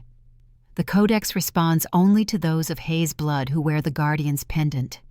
It has remained sealed since your grandmother's passing." With trembling hands, Ellie opened the book. The first pages contained names and dates arranged in parallel columns, Hayes on the left, Blackwood on the right. Guardians and alphas paired through centuries of service. Her finger traced the entries until she reached her grandmother's name. Eleanora Hayes, Guardian, 1952, 2012. Beside it, in the Blackwood column, was written, Gabriel Blackwood, Alpha, 1950, 2010. "Your grandfather," she said, looking up at Lawrence. Pain flickered across his weathered features. "Yes. My father and your grandmother were the last true bonded pair, the last to complete the ancient ritual that binds Guardian to Alpha, human to wolf, in service to the Boundary." "What happened?" she asked, sensing the grief that lingered in his words. "The Wardens happened," he replied, his voice hardening. "They came in force during the summer of 1975. Your mother was just a child then. They attacked during a council meeting, when the Boundary was at its most vulnerable." Lawrence turned away, his shoulders tight with decades-old tension. It was Rowan who continued the story, his voice gentle but firm. "My grandfather was mortally wounded, protecting your grandmother and mother. He survived, but his injuries never fully healed. The bond between them was damaged but not broken. Your grandmother continued as Guardian, but without an Alpha at full strength, her power was limited." Ellie's fingers found the pendant at her throat, understanding dawning. "That's why she never told me about any of this. She was trying to protect me from the same fate." "She was trying to give you a choice," Lawrence corrected, turning back to face her. "One that she and my father never had. They were born to their roles, raised from childhood to accept the bond as their destiny. But the world has changed. The Hayes bloodline has thinned. You're the last, Ellie. The very last who can wear that pendant and access its power." The weight of responsibility pressed down on her shoulders. "And if I refuse? If I take Commander Kane's offer and leave Blackridge?" The two men exchanged a grave look before Lawrence answered. "Then the Boundary fails completely at the next full moon. The veil between worlds tears open, and what waits on the other side gains access to this reality." "What waits on the other side?" she asked, her mouth suddenly dry. "The ancients," Rowan replied, his voice dropping to a near whisper. The beings your ancestors and mine bound beyond the veil centuries ago, neither fully spirit nor flesh, but something in between, hungry, patient, eternal. A cold shiver ran down her spine. And the wardens? Do they know this? They know a version of it, Lawrence said, filtered through generations of fear and misunderstanding. They believe destroying the wolf packs and seizing control of the boundary lands will allow them to permanently seal the veil through their own rituals. His expression darkened. They're wrong. Catastrophically wrong. Further discussion was interrupted by a sound from outside. Approaching footsteps, multiple sets, moving with purpose up the forest path toward her cottage. The council had arrived. Ellie tucked the codex carefully into her apron pocket and moved to unbar the door. Lawrence and Rowan positioned themselves on either side of her hearth, their postures formal and imposing. Talon, who had been dozing through their conversation, was now fully alert, his small form positioned protectively beside Ellie's feet. The council members filed in silently, their usual confident demeanor subdued in the presence of the Blackwoods. Mayor Hammond entered last, his florid face shining with nervous sweat despite the cool evening. Behind him, to Ellie's surprise, came Colonel Solomon Reed, his military bearing a stark contrast to the mayor's discomfort. The council recognizes this meeting as occurring on neutral ground under the ancient accords, Hammond began formally, though his voice lacked conviction. Lawrence inclined his head slightly. The pack acknowledges the council and extends protection to all present for the duration of these proceedings. The formality of their exchange had an almost ritualistic quality, as though they were following a script established centuries before their births. Ellie watched in fascination as the room seemed to organize itself according to some invisible pattern. The council members clustered to one side, the Blackwoods remained by the hearth, and she found herself standing between them at the center of her small cottage. Hammond cleared his throat nervously. "We understand there has been some confusion regarding the status of the Hayes property. The council wishes to clarify that no final decision has been made regarding its disposition." "A convenient revision of your position," Rowan observed coldly, "since you declared to Miss Hayes yesterday that her land had already been allocated as tribute." The mayor's face flushed deeper. "A misunderstanding. We were merely discussing potential options." "Enough!" Solomon's voice cut through the tension like a blade. "We're not here to dance around with political niceties." He turned to Ellie, his gray eyes serious beneath bushy brows. "Child, do you know what your grandmother was, what you are?" "A guardian," she replied without hesitation. "A keeper of the boundary between worlds." Solomon nodded, satisfaction evident in his weathered face. "And you understand what that means? The responsibility it carries?" "I'm beginning to." "Then you should also know that your position exists independent of council authority," Solomon continued, ignoring Hammond's sputtering protest. "The Hayes family's stewardship of the boundary predates the founding of Blackridge. It cannot be given away, sold, or transferred by any vote or decree. It can only be surrendered willingly by the guardian herself." Hammond recovered enough to interject. "That's ancient superstition, not law. This town has evolved beyond such primitive arrangements." "Has it?" Solomon challenged, his voice dangerously soft. "Then perhaps you'd care to explain why your nephew and his wardens have returned to Blackridge after 50 years, why they're setting traps with silver and wolfsbane on land they have no right to enter." A ripple of surprise passed through the council members. Clearly, not all had been privy to Hammond's connections with the wardens. "Marcus is merely concerned with public safety," Hammond blustered, though his confidence was visibly eroding. "These creatures," he gestured dismissively toward the Blackwoods, "have held our town hostage with fear for generations. The wardens offer protection, progress." "The wardens offer extinction," Lawrence countered, his calm voice a stark contrast to Hammond's increasing agitation. "Not just for my kind, but eventually for yours as well. They seek to destroy what they don't understand, and in doing so, will unleash forces beyond their comprehension." "More supernatural nonsense," Hammond snapped. "Is it nonsense?" Solomon asked quietly. He turned to address the entire council. How many of you have noticed the changes in the forest this past year? The strange lights seen on the ridge at night? The animals found twisted and wrong, as if something had remade them? Uncomfortable glances passed between the council members. One of the older men, a farmer named Thatcher, finally spoke up. My dogs won't go near the north pasture anymore, and last week I found 3 of my sheep dead. Not killed, just dead. Their eyes gone white, like they'd seen something that stopped their hearts. Another councilman nodded. The river's been running strange, too. Sometimes clear as glass, other times thick and dark, though there's been no rain to muddy it. Signs of the thinning, Lawrence explained gravely. The boundary between worlds weakens without a guardian to maintain it. What you're witnessing are merely the first symptoms of a much greater ailment. Hammond looked increasingly isolated as more council members voiced similar observations. Solomon seized the momentum. Mayor, you've allowed your family loyalty to cloud your judgment. The wardens aren't saviors. They're the reason we're in this predicament. 50 years ago, they attacked during a council meeting much like this one. They wounded Alpha Gabriel Blackwood and tried to kill Guardian Eleanora Hayes. They failed, but damaged the bond that maintained the boundary. We've been living on borrowed time ever since. All eyes turned to Hammond, who seemed to physically shrink under their collective gaze. My father believed the wardens were necessary, he said weakly, a counterbalance to the wolves' power. When Marcus returned and said the Hayes line was ending, that we needed to secure the boundary lands. His voice trailed off. You believed him because it was convenient, Rowan stated coldly, because it fed your fear and prejudice. What happens now? One of the councilwomen asked, addressing her question to no one in particular.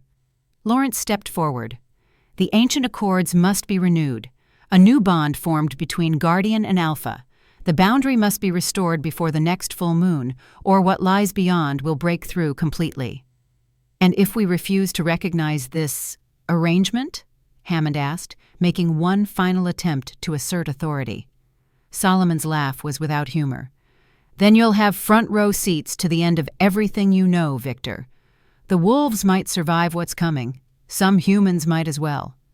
But civilization as we understand it, that ends the moment the veil tears completely. A heavy silence fell over the cottage. Even Hammond seemed to have run out of objections. Finally, Thatcher spoke again, his weathered farmer's face solemn in the candlelight. I remember stories my grandmother told about the Hayes women, how they could speak to the forest, hear warnings in the wind, how sickness turned away from their door and crops grew better on land they had blessed. He looked directly at Ellie. If you're willing to take up your grandmother's mantle, girl, you have my support. One by one, the other council members nodded their agreement, until only Hammond stood opposed. Outvoted and outmaneuvered, he finally gave a grudging nod. The council recognizes Eleanor Hayes as the rightful owner of the boundary lands and, he hesitated, the words clearly difficult for him, acknowledges her position as guardian under the ancient accords. With those words, something shifted in the atmosphere of the cottage. The candles burned suddenly brighter, their flames stretching tall and unwavering. The pendant at Ellie's throat pulsed with steady warmth, and the codex in her pocket seemed to grow heavier, more substantial. It is witnessed, Lawrence intoned, his voice carrying ritual weight. Under the old laws and the new, before council and pack, Eleanor Hayes is confirmed as guardian of the boundary. The council meeting is concluded, Solomon announced with quiet authority. Return to the village and prepare your households. Whether the ritual succeeds or fails, the coming days will not be easy. The council members filed out silently, each pausing to offer Ellie a small gesture of respect, a nod, a touch on the arm, a murmured promise of support. Hammond left without meeting her eyes, his shoulders hunched in defeat. Last to leave was Solomon, who clasped her hand firmly between his own. Your grandmother would be proud, he said, his gruff voice gentler than she had ever heard it. But she would also warn you to proceed with care. The bond is not to be undertaken lightly. It changes both parties in ways that can never be undone. With that cryptic warning, he too departed, leaving Ellie alone with the Blackwoods. As the door closed behind Solomon, she felt a sudden wave of exhaustion wash over her. The events of the day, the confrontation with Marcus Kane, the revelations about her heritage, the council meeting, had drained her more completely than she realized. Rowan noticed immediately, moving to her side with surprising gentleness. "You need rest," he said, his voice low and concerned. "Tomorrow will bring challenges enough." She nodded, too tired to argue. "You'll stay?" The question surprised her even as it left her lips. "We'll stand guard," Lawrence answered for both of them. "The night after a council meeting is sacred. No harm will come to you in these hours." She wanted to ask more questions, to understand the full weight of what she had accepted, but exhaustion claimed her before she could form the words. The last thing she remembered was Rowan's strong arms guiding her to her bed, his touch careful and respectful, and the surprising comfort of Talon's small form curling protectively at her feet. Her dreams that night were unlike any she had experienced before. She saw the forest from perspectives impossible to her waking mind, racing through underbrush on 4 legs, sensing the world through scents as rich and complex as a tapestry, feeling the moon's pull on her blood like an ancient song. She ran with a pack of massive wolves, their movements synchronized with instinctive precision, their minds touching hers in wordless communication. At the center of this dream pack ran a massive black wolf with amber eyes that burned with intelligence and purpose. Rowan, she realized, recognizing something essential about him that transcended physical form. He ran beside her, matching his pace to hers, their strides falling into perfect rhythm. Though she remained human in the dream, she felt no fear, no awkwardness among these powerful predators. She belonged with them, alongside them but distinct, a bridge between 2 worlds. The dream shifted, and suddenly they stood before an ancient stone erected at the exact center of the boundary lands. The moonlight illuminated symbols carved deep into its weathered surface, the same symbols she had seen in the codex. The wolf pendant at her throat blazed with blue-white fire that cast no heat, and opposite her, Rowan's human form materialized from the darkness, his eyes reflecting the pendant's glow. "The bond begins in dreams," Dream Rowan said, his voice echoing strangely as if coming from great distance.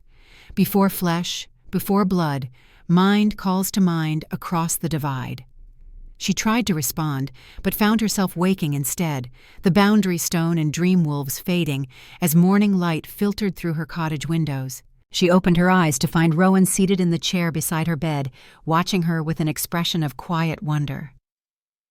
"You dreamed of the pack," he said softly, "of running with us beneath the moon." It wasn't a question. Somehow he knew. "Yes," she admitted. "How is that possible?" "The pendant," he explained, nodding toward the silver wolf that still hung at her throat. "It connects you to the pack bond, the mental link all werewolves share. As the guardian awakens in you, that connection strengthens." She sat up slowly, trying to process this new information. "You could see my dreams?" "Not see, feel." He leaned forward, his amber eyes intent on hers. "Last night, your mind touched the pack bond for the first time. You called, and I answered." The intimacy of this revelation should have disturbed her, but instead, she felt a strange sense of rightness.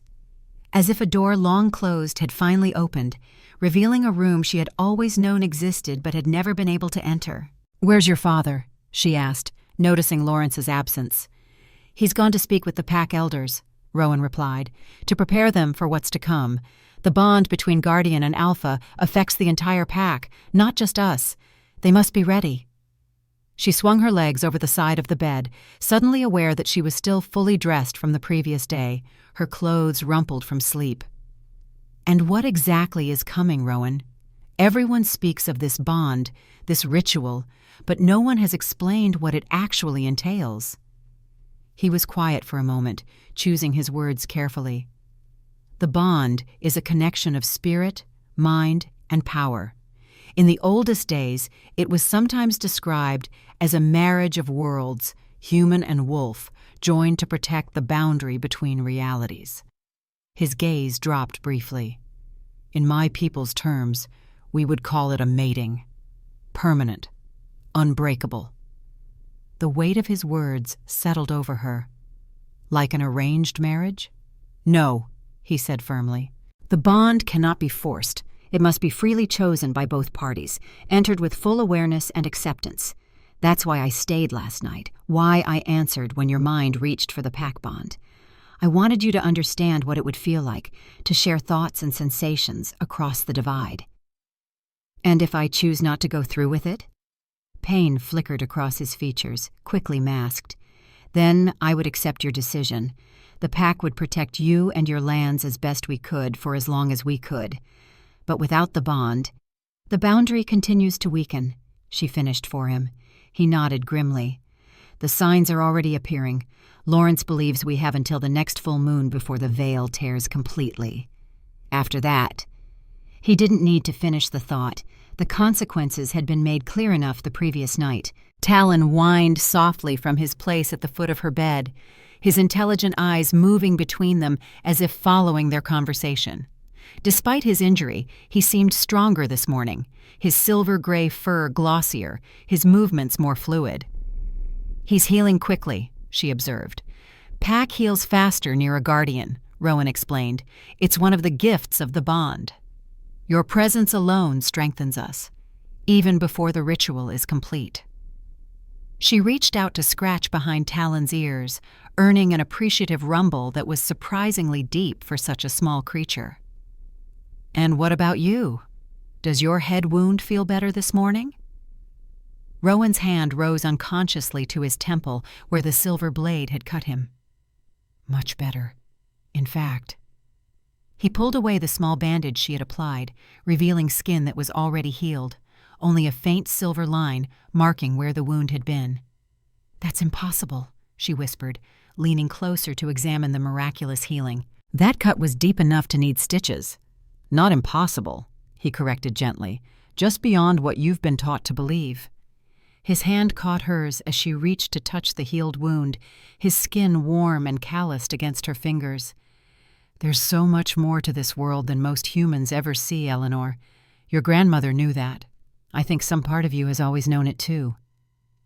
The contact between them sent a current of awareness through her body, a recognition that echoed the connection she had felt in her dreams.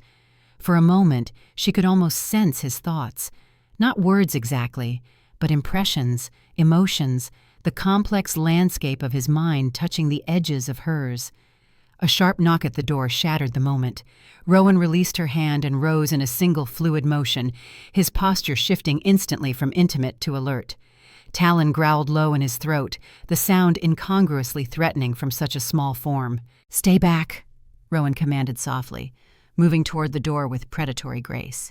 Ellie ignored the instruction, following behind him, but remaining out of direct line of sight as he opened the door a cautious few inches. "Alpha Blackwood," Dr. Mercer's voice, tight with stress and fatigue. "Forgive the intrusion, but we need Miss Hayes in the village immediately." "What's happened?" Rowan demanded, not opening the door further. "The wounded wardens from yesterday," the doctor replied. "They're gone, and they've taken Colonel Reed with them." "Taken Solomon?" Ellie pushed past Rowan to confront the doctor directly. "What do you mean?" Dr. Mercer's face was haggard with exhaustion, dark circles shadowing his eyes. "The wardens we treated yesterday. They recovered faster than expected, overpowered the men guarding them. Colonel Reed tried to intervene and they—" He swallowed hard. "They took him. Said they needed someone who knew the old ways." Ellie felt a cold dread settle in her stomach. Solomon had been her grandmother's friend, her own unexpected ally. The thought of him in the hands of Marcus Kane sent fear coursing through her. "When?" Rowan demanded, his voice a controlled rumble of barely suppressed rage. "Just before dawn," the doctor replied. "Mayor Hammond has organized a search party, but they refuse to enter the forest. They're waiting for—" His eyes shifted nervously between them. "For you. Both of you." Rowan turned to Ellie, his amber eyes questioning. This was her first test as acknowledged guardian. How would she respond to a threat against both communities? "I need my satchel," she said decisively, already moving to gather supplies. Medicinal herbs, bandages, the small silver knife her grandmother had used for harvesting rare plants. "And I need to know exactly where they were last seen." Dr. Mercer's relief was palpable. "The North Trail, where it forks toward the ridge. They left tracks heading toward the boundary stone." Ellie's hand stilled on her satchel. "The boundary stone? You're certain?" "The hunting party was clear. They found boot prints and—" The doctor hesitated. "Blood. Not much, but enough to be concerned." Rowan growled, a sound so close to his wolf form that Dr. Mercer took an involuntary step backward. "They're forcing our hand. Taking Reed to the boundary stone is a deliberate provocation." "Or a trap," Ellie added, securing her satchel across her body. The pendant at her throat pulsed with steady heat, a warning she could feel in her bones. "Either way, we can't abandon him." Rowan studied her face for a long moment before nodding once, decisively. "I'll call the pack. We'll approach from multiple directions, encircle the stone." "No," Ellie countered, surprising herself with her certainty. "That's exactly what they want. To draw the pack into the open, provoke a conflict that would destroy any chance of renewing the accords." She turned back to Dr. Mercer. "Return to the village. Tell Mayor Hammond to keep his search parties clear of the forest today. This is boundary business now." The doctor looked uncertain. "The council voted to recognize your authority, but Hammond is still resistant. He may not listen." "Then appeal to the others," she insisted, "to Thatcher and the rest who supported me last night. Make them understand that human interference will only make this worse." After the doctor departed, Rowan regarded her with new respect. "You speak with the voice of a guardian already." "Let's hope I can act like one too," she replied, trying to project confidence she didn't entirely feel. "We need to reach Solomon before the wardens can use him for whatever they're planning." "Not we," Rowan corrected gently. "I can move faster alone, track them without being detected." The pendant flared hot against her skin, a sensation so intense it was almost painful. "No," she said, the word emerging with surprising force. "The boundary stone sits on Hayes land for a reason, Rowan. This isn't just pack business. It's guardian business. Mine." He studied her face, seeming to search for something in her expression. Whatever he found there must have satisfied him, because he nodded slowly. "Together, then. But we'll need help."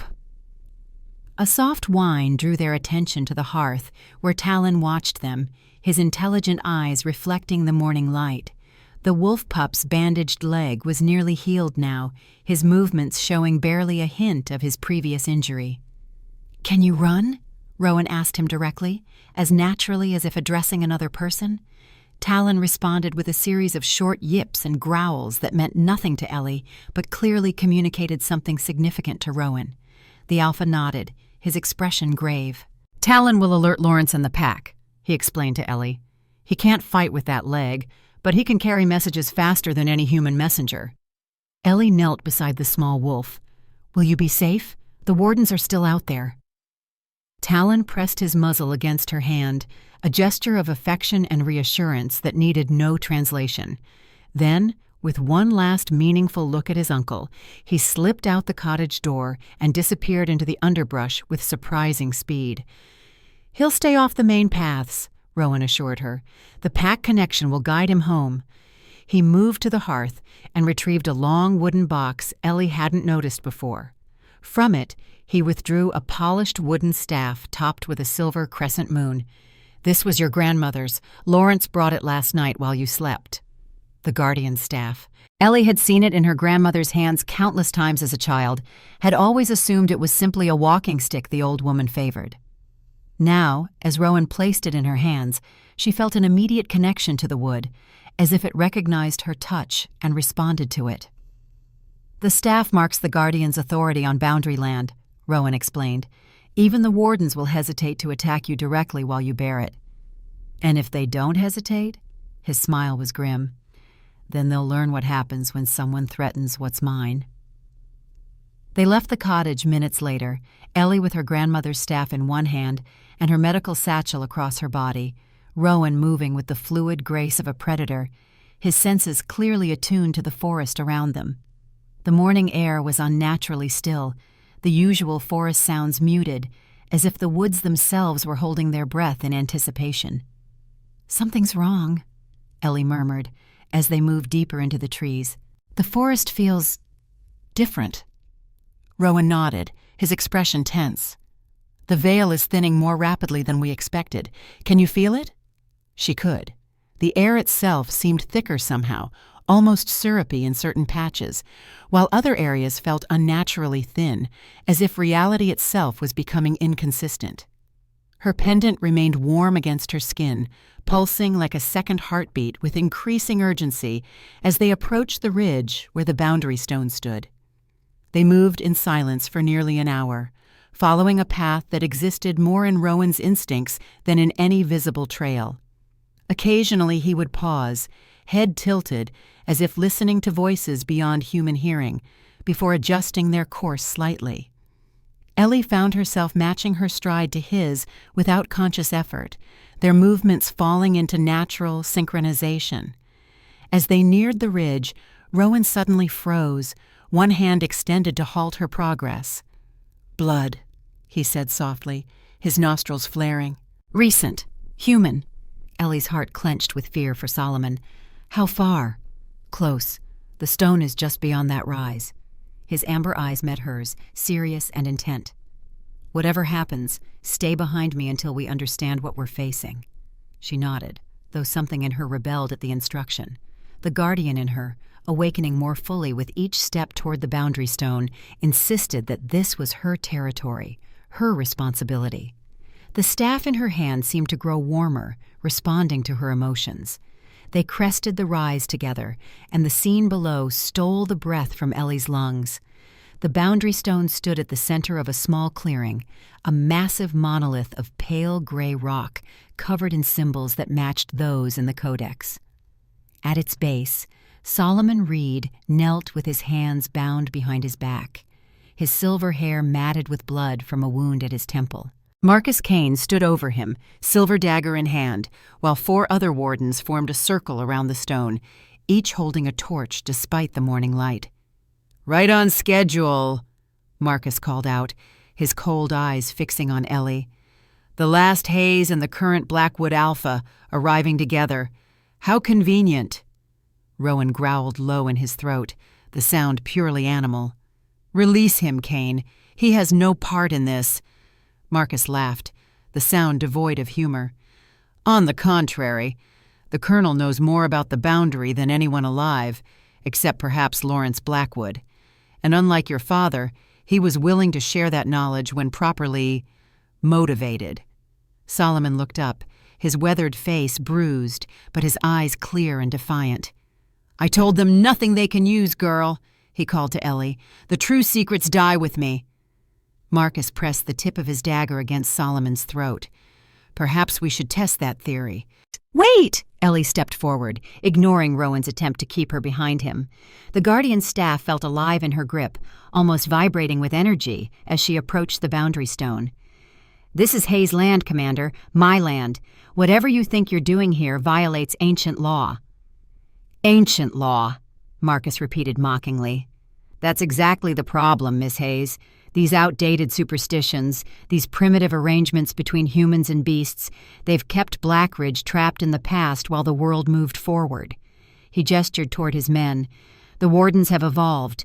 We've learned what your ancestors refused to see, that the boundary can be controlled through modern means." "You're wrong," Solomon grated out, earning himself a vicious backhand from Marcus that split his lip. "Silence, old man. Your generation had its chance and failed." Marcus returned his attention to Ellie. "The boundary is weakening, Miss Hayes. Even you must sense it. But where your grandmother saw this as a catastrophe to be prevented, we recognize it as an opportunity." "An opportunity for what?" Ellie demanded, trying to keep him talking while she assessed their situation. 4 wardens, all armed, plus Marcus. Rowan against 5 men would be formidable, but if they had silver weapons... "Advancement," Marcus replied simply. "Progress, evolution. The things beyond the veil possess knowledge and power beyond human imagining. The wardens have prepared for generations to harness that power when the moment was right. His smile was cold. That moment has arrived, and you're going to help us. I would never help you harm innocent people. Harm? He seemed genuinely surprised. You misunderstand. We don't seek to harm humanity, but to elevate it, to give it the tools to dominate every realm of existence. He gestured toward Rowan with his dagger. These beasts are the past, primitive, limited by their animal nature. What lies beyond the veil is the future. A chill ran down Ellie's spine. The absolute conviction in Marcus's voice was more terrifying than any threat. He truly believed what he was saying, truly thought he was working toward a greater good. And Solomon? She asked, trying to keep her voice steady. What role does he play in your evolution? A sacrifice, Marcus replied matter-of-factly. The boundary responds to blood. Hayes' blood would be ideal, of course, but the Colonel's connection to your grandmother makes him an acceptable substitute to begin the process. Begin what process? Rowan demanded, his body tensed for action. The controlled opening, Marcus explained, as if discussing something perfectly reasonable. Not a tear, not a chaotic rupture, but a doorway, a gate that we can open and close at will. He turned back to Ellie. That's where you come in, Miss Hayes. The pendant you wear, the staff you carry, they're keys to the boundary. With them, we can create a portal that serves humanity rather than threatening it. And the cost? She asked quietly. What happens to Blackridge when this doorway opens? Marcus waved a dismissive hand. Change always requires sacrifice. Some disruption is inevitable, but the wardens will protect those worthy of the new world we'll create. You're insane, Rowan snarled. You have no idea what waits beyond the veil. The ancients aren't sources of knowledge. They're predators. They'll consume everything they touch. Werewolf propaganda, Marcus countered smoothly. Meant to keep humans dependent on your protection. His expression hardened. We've wasted enough time. Miss Hayes, remove the pendant and place it on the boundary stone. Do this willingly, and the Colonel lives. Refuse, and he dies, knowing his sacrifice began the evolution anyway. Ellie's mind raced. The pendant at her throat pulsed with heat, the staff in her hand vibrating with increasing intensity. She could feel the boundary stone calling to her, a resonance that sang in her blood like an ancient melody half-remembered. This was what her grandmother had prepared her for, what generations of Hayes women had guarded against. Eleanor, Solomon's voice cut through her thoughts. Whatever happens to me, you cannot give him the pendant. Your grandmother died protecting it for a reason. Marcus pressed his dagger harder against Solomon's throat, drawing a thin line of blood. Choose quickly, Miss Hayes. The Colonel's life is measured in seconds now. Time seemed to slow as Ellie assessed her options. The pendant, the staff, the boundary stone, they were connected, responding to each other in ways she was only beginning to understand. But there was another connection, one she had felt in her dreams, one that offered a different solution.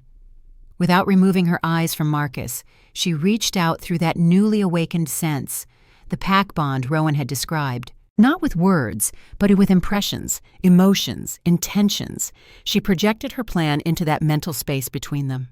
Rowan's response was immediate, a wordless affirmation that flowed back through the fragile connection. He had understood, and he was ready.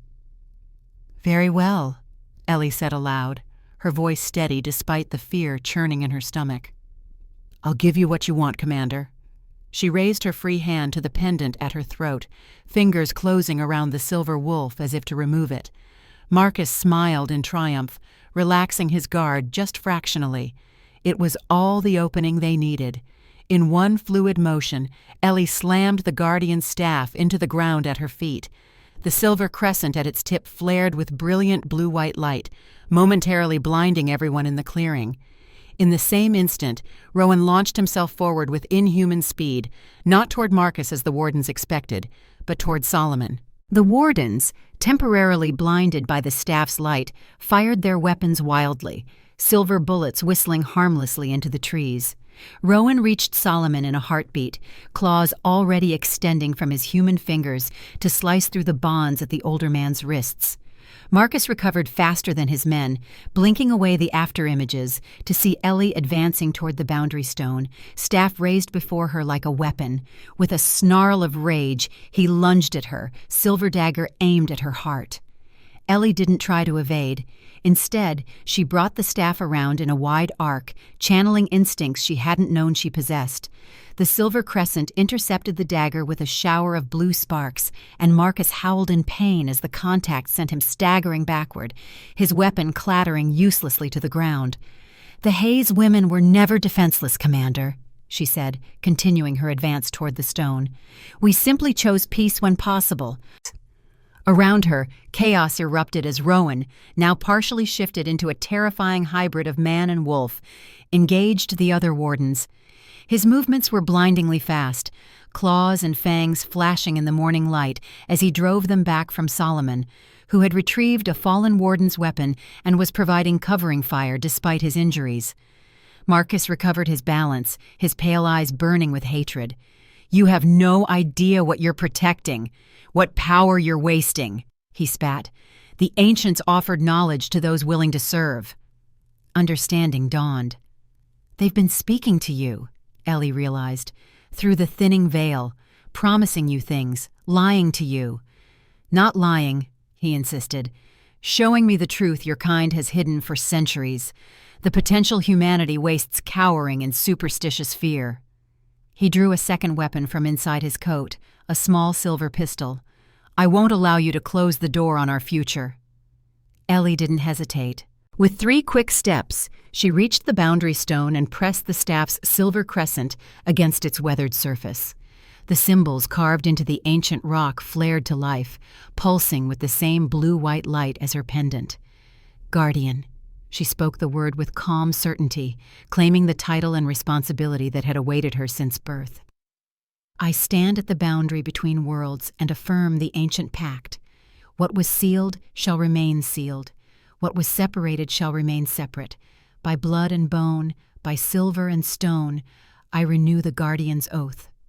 The words came to her unbidden, rising from some deep well of ancestral memory. As she spoke, the pendant at her throat blazed with light so intense it shone through her clothing. The boundary stone responded, its symbols pulsing in perfect synchronization with her heartbeat. Marcus fired his weapon, the silver bullet slicing through the air toward her with deadly precision. But before it could reach her, a massive black shape interposed itself between them. Rowan, now fully transformed into his wolf form, took the bullet in his shoulder with a pained yelp, but remained standing, amber eyes fixed on Marcus with murderous intent. The warden commander stumbled back, genuine fear replacing his arrogance, as the enormous black wolf advanced toward him. His men were already retreating, those still able to walk dragging their wounded comrades toward the forest. "This isn't over," Marcus shouted, continuing to back away.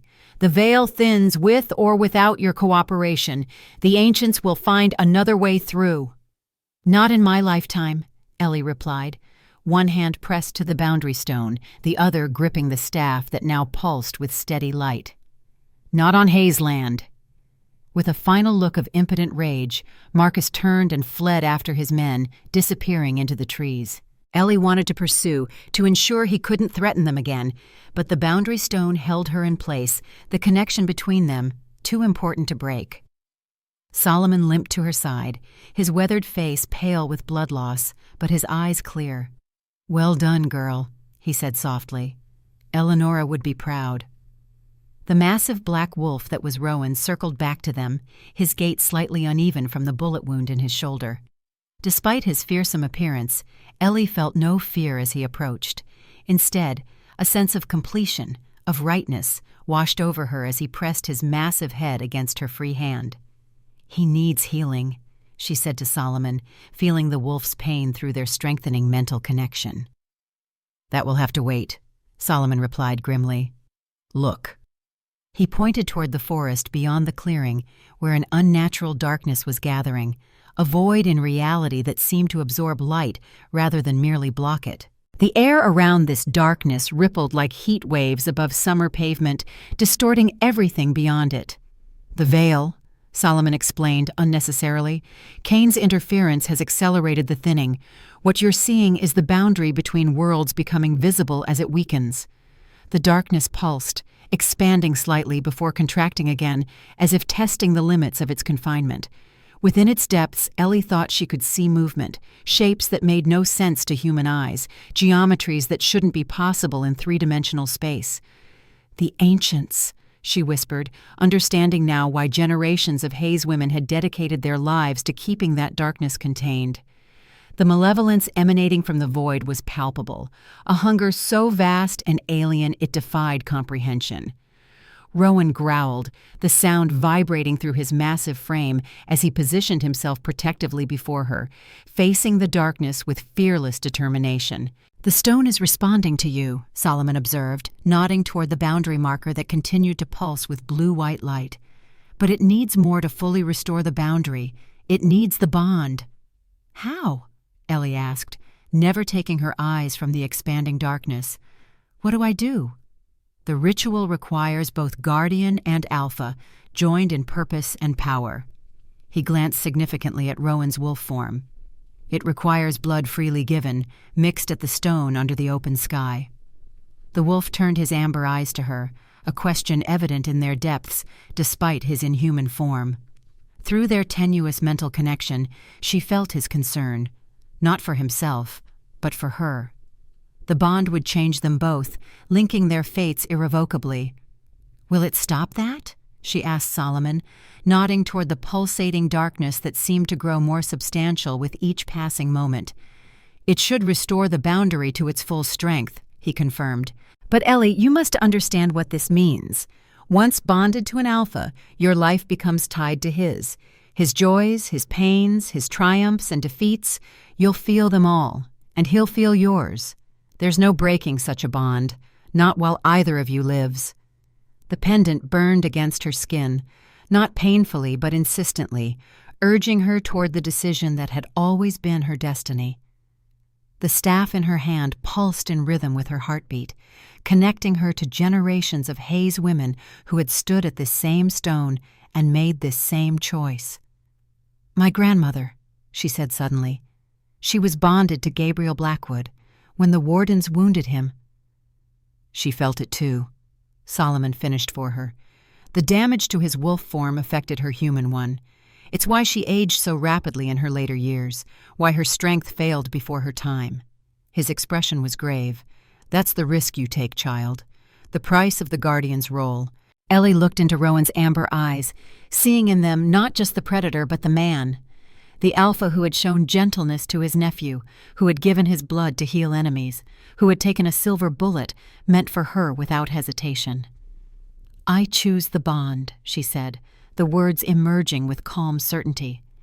"I choose to stand where my grandmother stood, to protect what she protected." Relief and something deeper flooded through their fragile mental connection as Rowan moved to stand beside her at the boundary stone. Solomon stepped back, giving them space for what must come next. "The ritual is simple but binding," he instructed. "Place your hand on the stone, let your blood mix with his upon the symbols. The words will come to you as they came to your grandmother before you." With steady hands, Ellie removed the small silver knife from her satchel. The same blade her grandmother had used to harvest rare plants now gleamed in the strange half-light created by the pulsing boundary stone and the encroaching darkness beyond.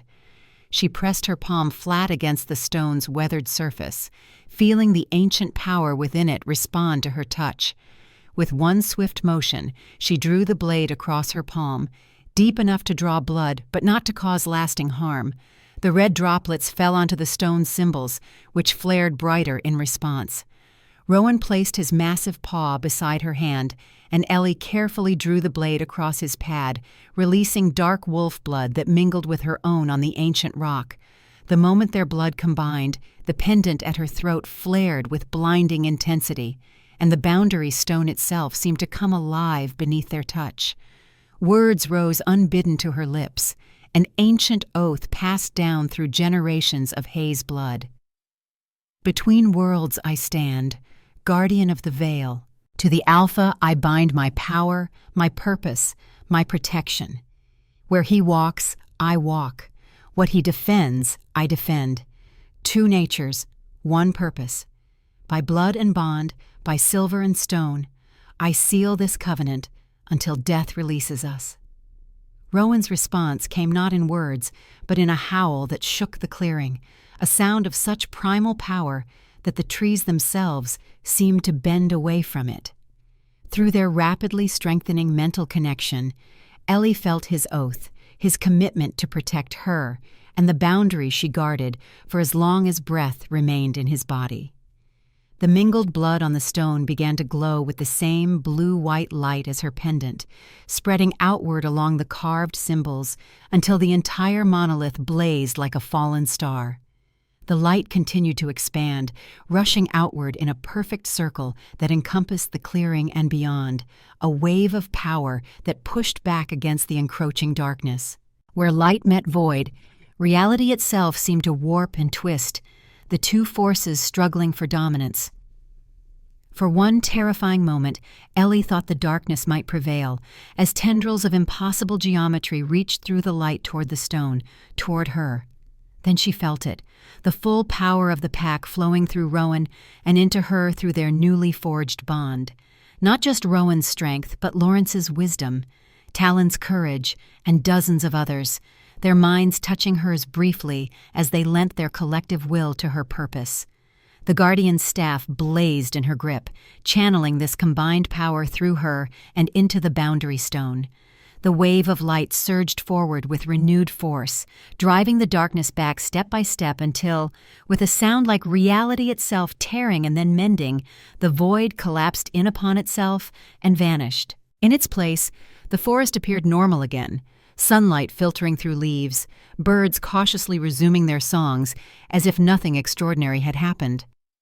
But Ellie could see the difference now, a subtle shimmer in the air where the boundary between worlds had been restored to full strength. The exertion of the ritual left her swaying on her feet, suddenly exhausted beyond measure. As her knees buckled, Rowan was there, his massive form supporting her weight, his fur warm against her side. "Rest now," Solomon said gently, taking the still glowing staff from her trembling hands. "The bond is complete. The boundary is restored. You've done what was needed." She leaned against Rowan's solid warmth, feeling his concern flowing through their new connection. The bond was unlike anything she could have imagined, not an intrusion on her thoughts, but an expansion of her awareness, a sense of his presence that felt as natural as her own heartbeat. "Will they come back?" she asked Solomon, unable to forget the hatred in Marcus's eyes as he fled. "The wardens?" Solomon shook his head grimly. "Not today. Perhaps not tomorrow. But eventually, yes. Their kind always does. The lure of what lies beyond the veil is too strong for some to resist." "And when they do?" "They'll find the Haze Guardian and the Blackwood Alpha waiting for them," he replied with simple confidence, "as it has always been." A new sound drew their attention, multiple sets of footsteps approaching from the forest. Lawrence emerged from the trees, leading a contingent of pack members in human form. Behind them trotted Talon, his silver-gray fur gleaming in the dappled sunlight, his injuries now completely healed. Lawrence took in the scene with one swift glance, his amber eyes noting the blood on the boundary stone, the glow of the pendant at Ellie's throat, the way she leaned against his son's wolf form. "It is done then," he stated, rather than asked. "The bond is complete." "Yes," Solomon confirmed. "She chose freely, as did your son." Something like pride mingled with sadness crossed Lawrence's weathered features. "Then history repeats itself for good or ill. The boundary is secured for another generation." He approached Ellie slowly, his movements deliberate and respectful. When he stood before her, he inclined his head in a gesture of profound respect. "Guardian Haze, the pack acknowledges your authority over the boundary lands and offers its protection as stipulated in the ancient accords." The formality of his address felt right somehow, a recognition of the weight she had accepted. "The Guardian acknowledges the pack's pledge and offers sanctuary and healing in return," she replied, the words coming naturally. Lawrence's attention shifted to his son, whose shoulder still bled from the silver bullet. "He needs treatment," he observed. "Silver poisoning will spread if left unchecked." "I know," Ellie said, already feeling the burning pain of Rowan's wound through their bond. "We need to return to my cottage. I have what's needed there." Lawrence nodded to his pack members, who formed a protective circle around them as they began the journey back through the forest. Solomon walked beside Ellie, his own injuries temporarily bandaged by one of the werewolves with medical training. "Your life will never be the same," he told her quietly as they walked. "The bond changes everything. You'll see the world differently now, feel things no ordinary human can comprehend." "I know," she replied simply. And she did know, could already sense the differences in her perception, the way the forest around them seemed more alive, more connected. Through Rowan, she felt the pack's collective awareness, their senses extending far beyond human limitations to monitor every movement in their territory. "Was it worth it?" Solomon asked. "For my grandmother, I mean. The bond, the sacrifices it required." The old soldier was silent for a long moment, his eyes distant with memory. "I asked her that once, toward the end. She was in pain then, feeling Gabriel's wounds as if they were her own. Do you know what she told me?" Ellie shook her head. "She said, 'Some prices are worth paying, Saul, some connections worth any cost.'" His weathered face softened with the recollection. "She never regretted it, not once in all the years I knew her. The bond gave her purpose, belonging, and a love deeper than most humans ever experience." Through their newly formed connection, Ellie felt Rowan's attention shift to their conversation, felt his agreement with Solomon's words. The massive wolf pressed closer to her side, a silent affirmation of the choice they had both made. By the time they reached her cottage, the afternoon sun was beginning to wane. Lawrence and Solomon took charge of organizing the pack members, setting guards around the perimeter, while Ellie led Rowan inside to tend his wound. Once they were alone, the great wolf shifted forms, the transformation so swift and fluid it seemed impossible. One moment he was animal, the next human, kneeling naked on her hearthrug with the silver bullet wound livid against his shoulder. "It burns," he said, his first spoken word since the ritual. "Silver always does." "I know," she replied, already feeling the fiery pain through their bond as she gathered her supplies. "Hold still." With gentle hands, she cleaned the wound and applied a poultice of herbs her grandmother had taught her were specifically effective against silver poisoning. As she worked, she felt his pain gradually receding, replaced by relief that flowed through their connection like cool water. "The bond is stronger than I expected," Rowan observed, watching her face as she bandaged his shoulder. "I can feel your concern, your determination, even your doubt." She paused, surprised. "You can feel that?" He nodded, his amber eyes serious in the fading light. "The bond holds nothing back, Eleanor. It's why it must be freely chosen. There can be no secrets between bonded pairs, no walls, no distance. Is that why you warned me? Why you gave me the choice?" "Partially." His hand rose to touch her cheek with surprising tenderness. "But mostly because a bond formed under coercion is no true bond at all. It must be entered willingly or not at all." Through their connection, she felt the truth of his words, felt the depth of respect he held for her choice, the gratitude that she had accepted what he had barely dared hope for. "What happens now?" she asked, securing the last of the bandages around his shoulder. "Now we learn to live with the bond," he replied simply. "To balance your duties as guardian with mine as alpha. To protect what must be protected and change what must be changed." "The village," she said suddenly. "They'll need to know what happened, about the boundary, about the wardens." "Solomon will handle the council," Rowan assured her, "and Lawrence will speak with the pack elders. Tomorrow will be time enough for formal announcements and new arrangements." She nodded, suddenly aware of the bone-deep exhaustion that had been building since the ritual. The bond had drained her physically and emotionally, demanding resources she hadn't known she possessed. Through their connection, she felt Rowan's understanding, his own weariness mirroring hers. "Rest," he urged gently. "The bond needs time to stabilize, to settle into its permanent form. Sleep will help." She didn't argue, allowing him to guide her to her bed. As she sank onto the mattress, still fully clothed, Rowan moved to leave, to give her privacy. "Stay," she said softly, catching his hand. "Please." He hesitated only a moment before stretching out beside her, careful of his wounded shoulder. The bond between them hummed with contentment as he drew her against his side, her head finding a natural place to rest on his uninjured shoulder.